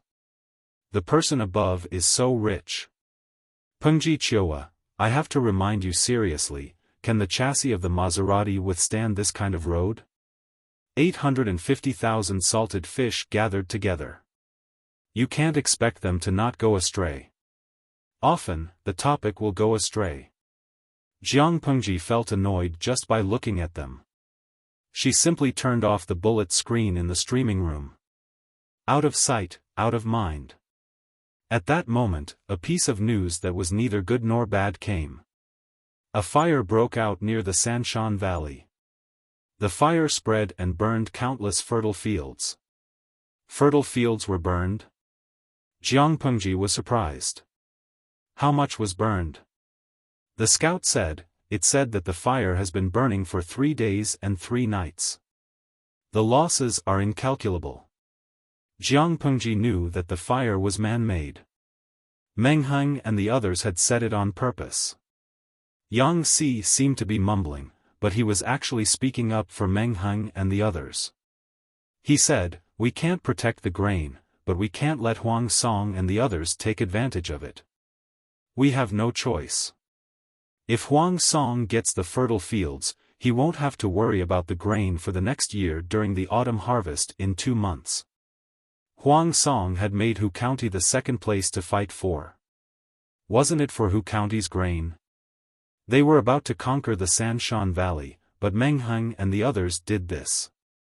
Yang Si was distressed about the grain and Huang Song at the same time.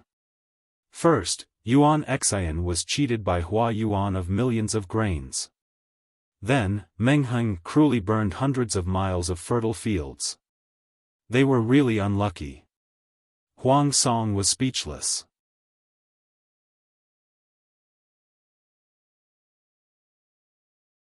Chapter 1302. Just as Meng Heng expected, the value of the grain to Jiang Pengji was far less than the elite troops she had trained with a lot of money. The grain could be replanted and harvested once a year at most. Who would she ask for the people if they were gone? It would take her at least 17 or 18 years to give birth to a child and raise the child to an age where he could fight a war. Jiang Pengji was considered wealthy. All the grain depots had prepared grain reserves for special periods. It would not be a problem to live frugally for a year. If the loss of the grain could be exchanged for their safety, then so be it. She could afford it. That was the confidence of a rich and powerful tyrant. She did not lack money or grain, she only lacked people. Everyone could guess what Jiang Pengji was thinking, but they were still worried that their lord would vent her anger on Meng Heng and the others. Regardless of the process, the result was that Meng Heng and the others lost Jianghe County, burned countless fertile fields, and destroyed millions of autumn grain. If the lord really wanted to hold them accountable, Meng Heng and the others were not innocent. Han Yu thought for a while, but he kept a straight face. He stood up and said, "Congratulations, my lord." "Congratulations?" Jiang Pengji supported her chin with her hands and turned to look at him. She frowned and said, "Why? What's there to congratulate?" The current situation was not bad, but it was not good either. Being forced by the enemy to burn hundreds of miles of fertile fields would not only hurt the enemy, but also hurt her own heart. Why was she happy? Jiang Pengji had seen too little tricks. Those who dared to say, "Congratulations," at times like this must be bluffed. She was not familiar with this kind of trick, but the salted fish in the streaming room were very familiar with it. The salted fishes sat on the small stools and knocked on their bowls and chopsticks, waiting for Han Yu to reveal the riddle. Han Yu did not disappoint them. He analyzed in a deep voice. Huang Song divided his troops to attack Hu County. His purpose was to get the autumn grain that was about to ripen in Hu County. With the Sanshan Valley as the boundary, the fire continued for several days. Countless fertile fields were burned down. Huang Song spent a lot of energy but only managed to get Jianghe County. If Huang Song still insisted on attacking the Sanshan Valley, what else could he gain other than venting his anger? There were people in history who mobilized a large number of troops for the sake of personal feelings, but they were few and far between. Most of them did not end well. The battlefield was like a shopping mall. In the beginning, one would use up all their resources to fight, but after the battle was over, the spoils of war would be the harvest. If the value of the spoils of war was far less than the resources paid for the war, then they would not be able to make ends meet, and no matter how big their family business was, they would still go bankrupt. The question was Huang Song's family business big? Could this family business support Huang Song to attack a territory that had already lost its value? The answer was no. Jiang Pengji knitted her brows and said, "Based on Bogeo's character, he won't make a losing deal." If Chunzhou had not been harmed by Jiang Pengji and Hua Yuan, Huang Song might have sent troops to vent his anger. Now, he could only plan carefully. If the waves did not rise, they would calm them down. From this point of view, Meng Heng and the others were completely safe, because Huang Song had no extra energy to fight them. Han Yu said, "Huang Song's vitality has been greatly damaged. Behind him, Chunzhou is in dire straits, and there's no progress in attacking Wanzhou. In Hu County, there's only Jianghe County left. It's almost a complete collapse. There's only one way for him to turn the situation around, to switch from offense to defense." Wait. Wait? Wait for what? Jiang Pengji thought for a while and asked tentatively, "Wait for the autumn harvest." Harvest the autumn grain in Jianghe County? Jianghe County was quite a large area, and its geographical location was close to the man-made river. It was also the place that produced the most grain in Hu County. According to the statistics of previous years, there could be around 3 million don of grain. With the grain, the morale of the army could be stabilized, and they wouldn't have to worry about the lack of grain in winter. Huang Song would never give up on Zhanghe County. Han Yu nodded and said with certainty, yes, wait for the autumn harvest. He needs the autumn grain to revitalize the whole chessboard, but we don't. The situation of the war had changed several times, and Huang Song's life was tied to Zhanghe County. The autumn grain was crucial. For Huang Song, it was something that could prolong his life, but for Jiang Pengji, it was of little value. At this moment it was Huang Song's turn to be on the defensive. Jiang Pengji understood what Han Yu meant, and some malice flashed in her eyes. Huang Song, who was in the distance, suddenly shivered. She smiled and said, Wenbin, you are right. This is indeed a good thing. Not only should I not punish Shurjiu, but I should also reward him. Han Yu's face stiffened. He only came out to put in a good word for Meng Hang, not to help him take credit. There was no need to blame him. The conversation between the two was short, and many viewers in the streaming room couldn't understand it. The turn of events happened without warning. At this time, it was the Chinese class representative's turn. Yizhan Qingxing, isn't it easy to understand? The current situation is not in Huang Song's favor. To use a game analogy, he is being hit by bullets from all directions, and he can only survive. He can only rely on the bandage in Zhanghe County to recover his health. Only then can he have a chance to kill the streamer. After a round of fierce fighting, the streamer has taken the initiative of the battle from Huang Song. Taking the initiative means taking a certain advantage.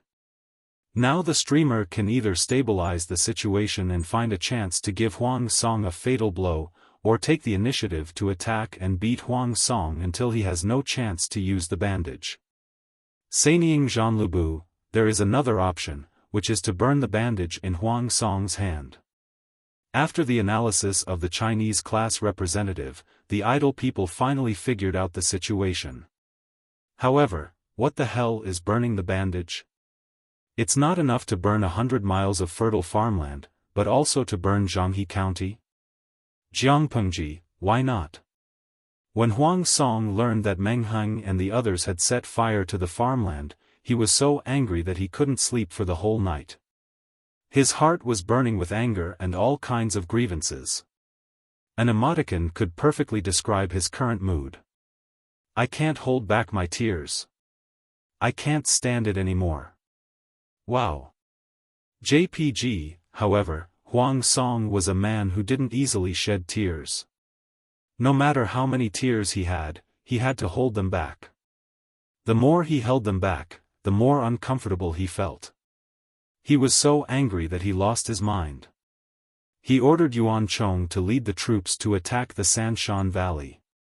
Even if the land behind the Sanshan Valley was worthless, he still wanted to get back at them.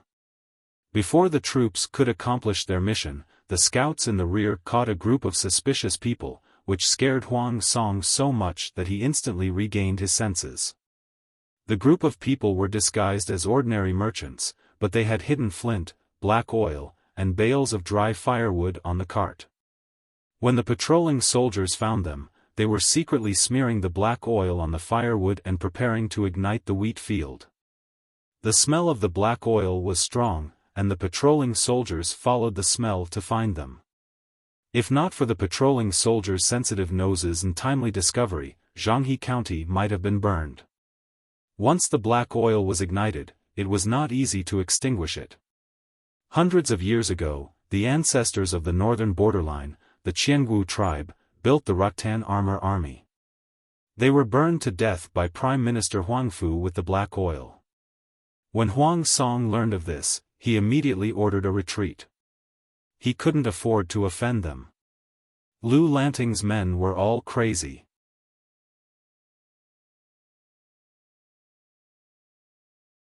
Chapter 1303.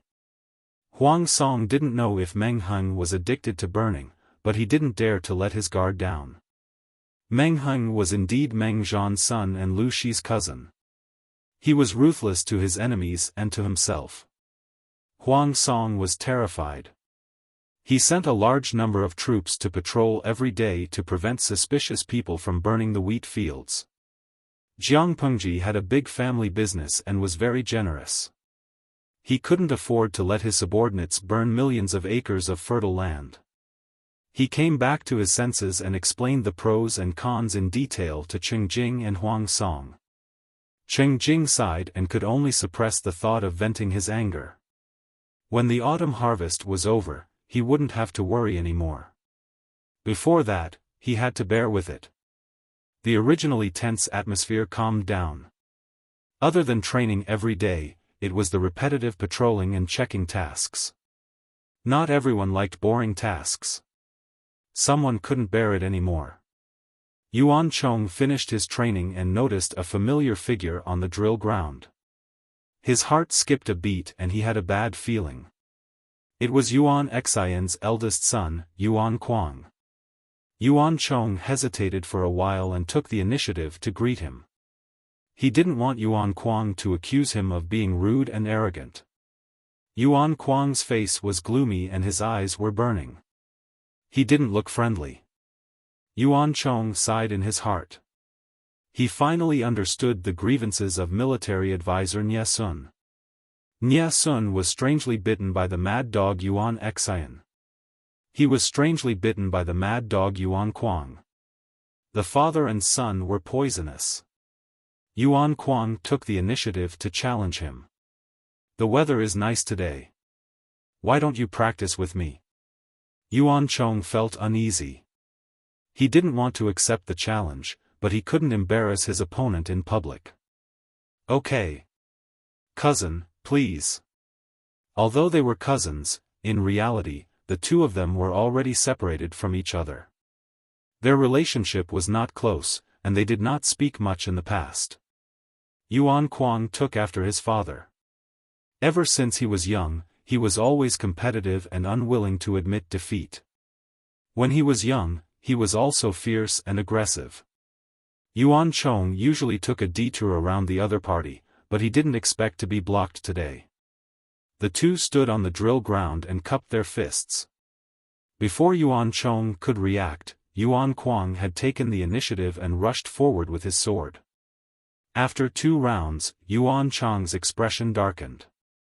He realized that Yuan Kuang had developed a murderous intent towards him. This so-called sparring was aimed at his vitals. If it wasn't for Yuan Chong's solid martial skills, he would have been pierced through by the other party. The more they fought, the angrier he became. Yuan Chong forced Yuan Kuang back and asked in a low voice, "What is the meaning of this? Killing someone in public?" Yuan Kuang charged forward again, his moves becoming even more vicious, as if he wouldn't stop until he killed Yuan Chong. Yuan Chong was also infuriated. The two of them continued to exchange blows, and the shadows of their swords and sabers flashed continuously. The soldiers around the drill ground did not know that they were serious. Instead, they applauded and cheered. It was very lively. Yuan Kuang was getting more and more frustrated as he failed to take down Yuan Chong. He lost focus and gave Yuan Chong an opportunity to knock his weapon out of his hand. "Give me an explanation. If you don't give us an explanation, we will go to the Lord to judge." Yuan Kuang glared at Yuan Chong angrily. "If you didn't jump out to fight with me that day, I would have broken through the 3 Mountains Canyon. How would I have given the enemy the chance to burn hundreds of miles of farmland? Now look at the situation. Isn't it your fault that the Lord is in a passive position?" Yuan Chong was stunned for a second and tried hard to digest Yuan Kuang's words. He laughed angrily. "Things can change on the battlefield in an instant. What you said makes me laugh my head off." Yuan Kuang was really confident in himself. He led the army to break through the 3 Mountains Canyon on the first day. Did he think he was a god? The 3 Mountains Canyon was indeed easy to attack and hard to defend. But why didn't Yuan Kuang look at who was guarding the 3 Mountains Canyon? The elite troops that had been trained with countless efforts were all useless. Even if Yuan Chong had the advantage of time, place, and people, he didn't dare to say that he could break through the Three Mountains Canyon in a day. According to the calculations of the military counselors, it would take at least 4 days to break through the canyon. Didn't Yuan Kuang have any idea? If these elites were so easy to deal with, how could the lord who led them become the strongest force in Dongqing? It was ridiculous for Yuan Kuang to blame himself for this. Yuan Chong secretly took a deep breath and suppressed the rising anger in his chest. He didn't want to poke a bloody hole in Yuan Kuang.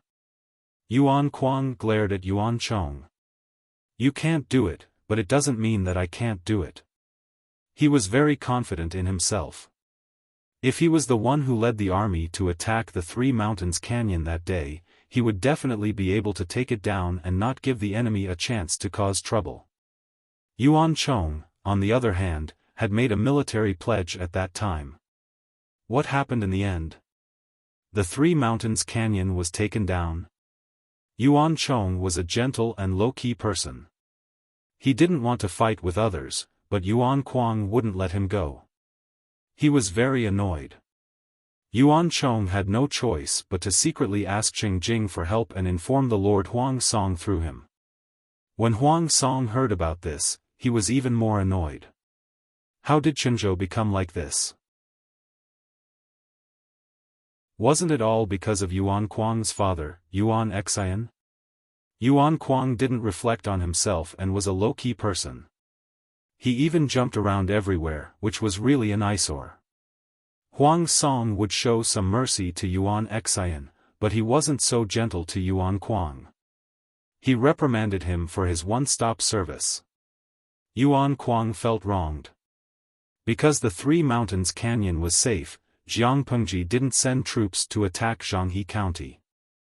Instead, she planned to rest for a while and pay attention to the war situation in Wanzhou, waiting for the autumn harvest. If she fought Huang Song now, he could use 100% of his troops to deal with her. Naturally, she would be under a lot of pressure. During the autumn harvest, Huang Song would have to send troops to harvest food. If she sent troops again, apart from this reason, Jiang Pengji led the troops for a long journey and fought a series of battles. Her troops were exhausted and needed some time to rest. Therefore, the front line in Hu County welcomed a strange period of peace. There was peace there, but the smell of gunpowder was still strong in other places. The most intense smell was the front line in Qinzhou and Cangzhou. Yuan Xian died, leaving a mess for Nie Sun to clean up. Unfortunately, Nie Sun couldn't cook without rice. He was criticized everywhere. Feng Jin didn't want to waste time here. Feng Jin didn't want to waste any more time, so he sent people to secretly spread rumors and spread the news of the food shortage in Qinzhou through the mouths of the children. When Nie Sun found out, the rumors had already spread to a large scale. There was no way to find the source. The grain stored in Qinzhou's granary was gone. The people within the borders were panicking. Those who had stored grain at home hid it well to prevent it from being forcibly taken away. Those who didn't had stored grain swarmed to the rice merchants to buy it. In just a few days, the rice merchants raised the price. The price of grain shot up like a rocket launcher. The people could only grit their teeth and buy it. The people who rushed to buy grain blocked the few long streets near the rice shops. As the crowd became more and more crowded, there was a stampede. When the sun set, the crowd slowly dispersed.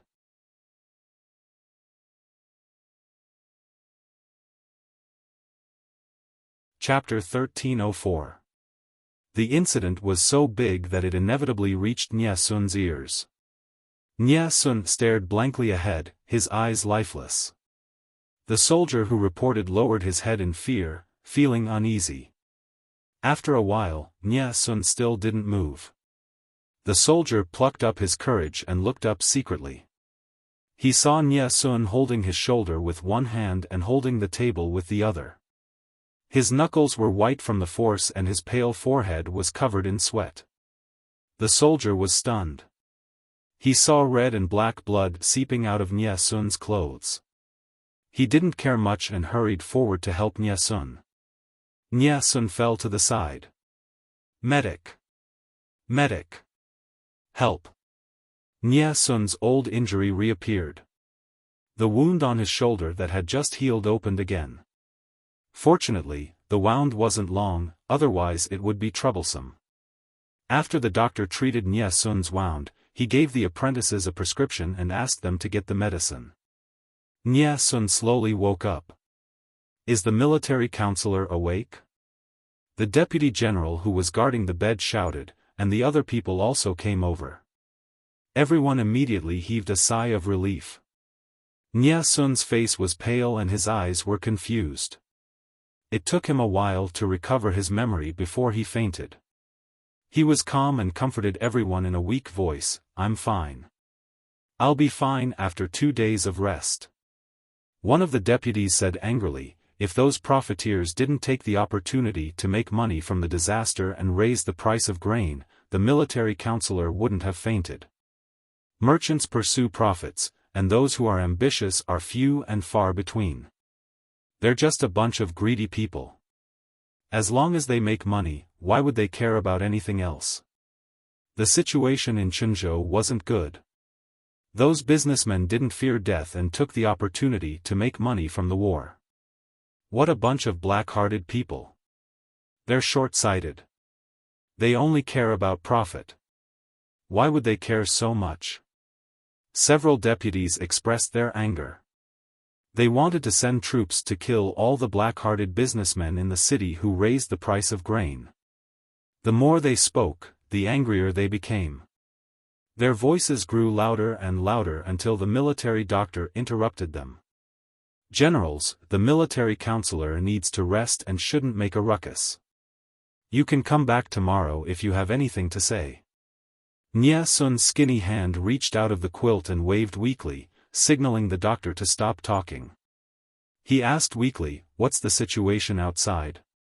A deputy general stepped forward and reported, "The rice shop is still unwilling to budge. The price of grain has increased by another 10%. Ever since the news of Chenzhou's food shortage spread, rice merchants who had been hoarding food smelled a business opportunity. They took the opportunity to raise the price and sell old rice at a high price." Feng Jin did not send out many people to help. Instead, it was the rice merchants in Chenzhou who volunteered to help and acted as free tap water. They fanned the flames and caused a food shortage while peddling the stale rice in the warehouse at a high price. At this time, the price of grain was several times higher than usual. It could be considered a sky-high price and had long exceeded the purchasing power of ordinary families. Even so, the food supply was still insufficient to meet the demand. Basically, the moment it was put on the shelves, it was snatched up by the people who had lost their minds. The commoners who didn't have any stored food rushed to buy it, and the commoners who had stored food also followed the crowd, trying to buy more. The streets near the rice shop were tightly packed by the terrified citizens, and there was more than one stampede. Nie Sun was so angry that his old injuries acted up. Seeing that Nie Sun did not speak, the deputy general could not help but say, "Advisor, what should we do now? Why don't we capture those merchants?" Nie Sun asked him, "The reason?" If there was no suitable reason to arrest people, wouldn't it be indirectly admitting that there was a food shortage? An unconfirmed rumor made the people so crazy. If it was confirmed, the whole of Chenzhou would really be finished. The deputy general's face turned red from Nie Sun's questions, and he could not say a word for a long time. He really did not know what reason to arrest people. Another person said, "These unscrupulous merchants took advantage of the chaos to raise the price of grain. Don't they deserve to die? Of course we have to arrest them, but we can't use this reason." Nie Sun closed his eyes weakly and said weakly, "These merchants are selling old rice from a few years ago. Why don't we use another reason? For example, in order to sell the old rice they have hoarded to reduce their losses, they spread the rumor that Chenzhou is short of food to trick the people into buying food. What do you think?" The few of them were happy. This was a good reason. They could openly punish those merchants, and at the same time, they could put the blame of the rumor on the merchants and obscure the current situation of Qinzhou's food shortage. As long as the people calmed down and didn't cause trouble, Qinzhou could still hold on for a month or two. One of the deputies said, "We can delay it for as long as we can. In another month or two, it will be the autumn harvest. When the new rice is harvested, the food shortage will be solved." Nie Sun nodded weakly. Everyone saw that he was tired and chose to leave. When they all left, Nie Sun opened his eyes, and a bit of sarcasm flashed in his eyes. So what if they delayed it until the autumn harvest? Qinzhou had been at war for several years, and the harvest within the territory could not be increased. There was no way to fill such a big food shortage. If Huang Song had some support, there might have been a chance. But Huang Song had given up on Qinzhou. Otherwise, why hadn't Nie Sun replied to the message he sent for so long? As smart as he was, he had already guessed Huang Song's decision, but he could not tell the truth to others. Qinzhou was already in a precarious situation. If the soldiers knew about this, they would collapse overnight. Nie Sun's response reached Feng Jin's ears. He smiled and said, "Nie Qingyan's reaction is not slow." Meng Hun shook his head and said, "I heard that when he heard the news, his old injury acted up again. I don't know how long his body can hold on." Feng Jin said, "It's still not enough." Meng Hun was surprised. "Not enough?" Feng Jin smiled and said, "Here's our chance." At this time, he naturally had to fan the flames and add fuel to the fire, so that Nie Sun could not care about anything else. According to Nie Sun's idea, the rice merchants in Qinzhou who raised the price of grain and spread rumors were arrested, and the seized grain was sold to the people at a low price. Many people bought grain. When the others who were still watching saw this, they immediately lost the idea of buying, and the rumors collapsed. Nie Sun was very clear that this was only a temporary solution. After a long time, the people would still find out. In order to stabilize the political situation, Nie Sun had to deal with government affairs with his injury, and he had less than 4 hours of rest every day. The military doctor tried to dissuade him, but to no avail, he could only let Nie Sun go.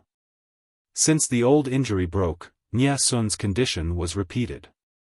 It was not that the military doctor's medical skills were bad, but that Nie Sun did not follow the doctor's advice.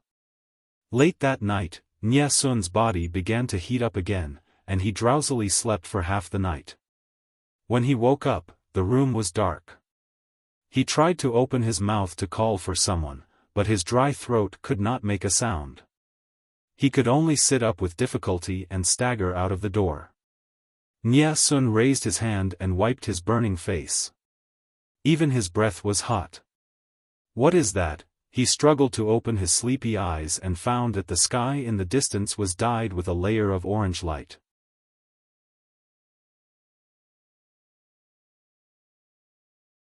Chapter 1305.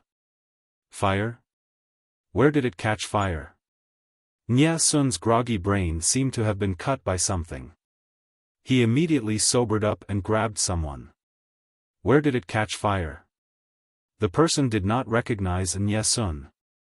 He rushed to put out the fire with a bucket and replied hurriedly, "The granary caught fire."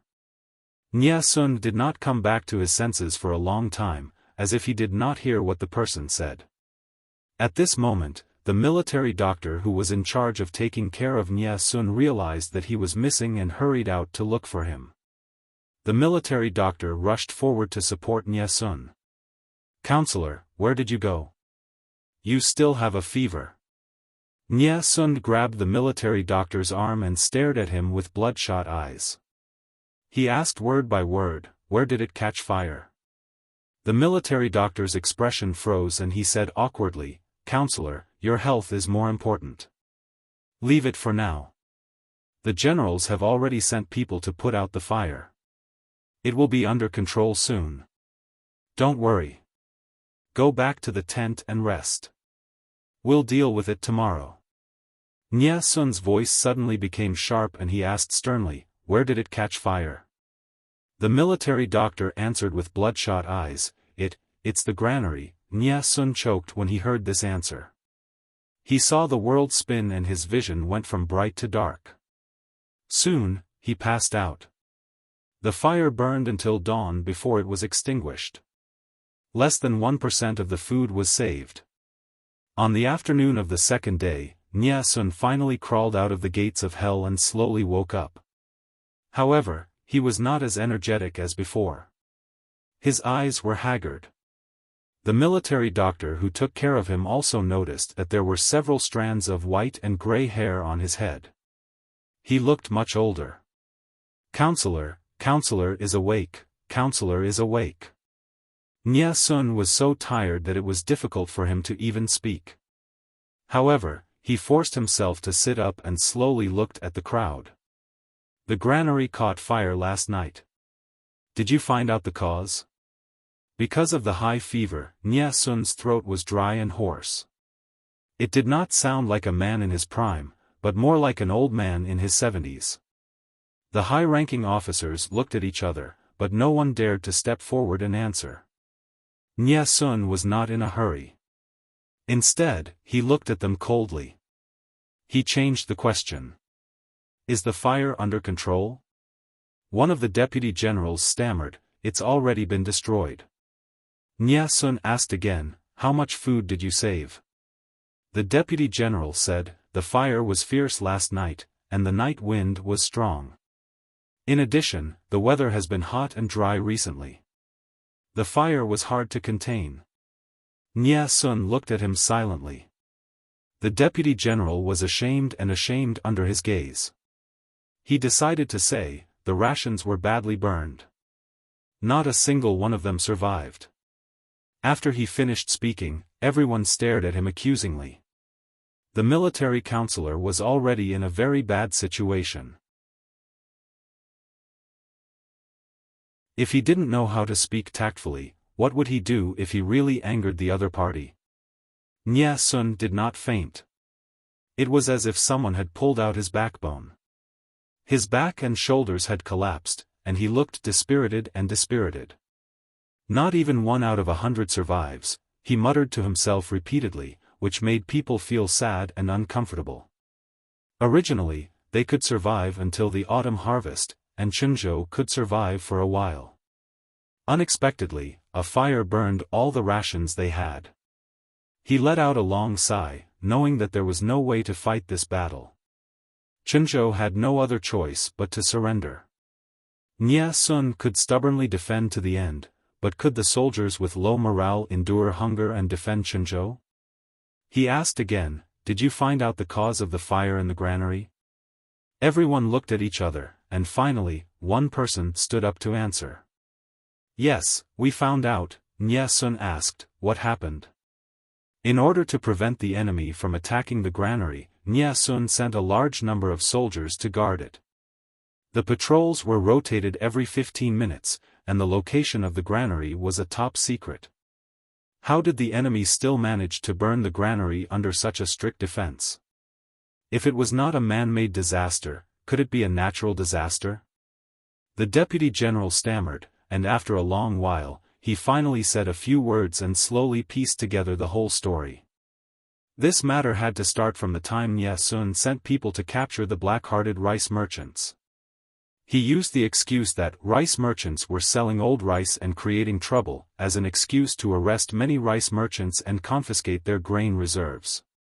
Those who had the capital to hoard so much grain in troubled times and make a fortune from the war were naturally not small merchants. Among the rice merchants who were arrested, one was a rich man in Chunzhou. His family had been doing business for generations and had accumulated a lot of wealth. In order to redeem his family, the rice merchant's younger brother was willing to exchange 200,000 dawn of grain reserves. As expected of a tycoon, 200,000 dawn in one go. Coincidentally, Chunzhou was in urgent need of grain, so this business couldn't be missed. Nya Sun rubbed his eyebrows and thought hard. Finally, he found the relevant memory. This was also allowed by him. Although it was despicable for the rice merchants to take advantage of the situation to raise the grain price, many rice merchants had backers behind them. They were either opened by the local gentry or had business dealings with them. No matter how angry Nie Sun was, he couldn't kill them all. He could only make an exception and release them after paying a certain amount of ransom. The rice merchant's younger brother used 200,000 dawn of grain to redeem his older brother. However, he couldn't gather so much grain in such a short time, so he could only send it over from other places. The first batch of grain was 50,000 dawn. The other 150,000 dawn could only be settled with an IOU and a letter from his family. Nie Sun asked, 50,000 dawn of grain? Did you check it when it was stored? The deputy general said, all carefully checked. Every bag is real. 50,000 dawn of grain was a large amount. Naturally, they couldn't open every bag and pour it out for inspection. They could only do random checks. The cooks who carried the grain could also tell if it was real by touch. Unexpectedly, the grain depot caught fire that night. The night wind helped and the fire spread quickly. After fighting the fire for a whole night, there was not a single grain depot left.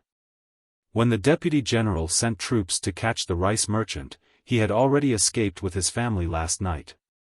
They couldn't even catch him. Sure enough, I still lost. Nie Sun curled his lips mockingly. The deputy general said helplessly, Counselor, we still have to think of a way. Nie Sun smiled bitterly, the grain we saved is not even enough for the soldiers to eat for a day or two. What's the use of thinking of a way? Unless the immortals could make grain out of thin air, there was no way to fight. At this moment, Nie Sun hoped that Feng Jin could lead troops to fight.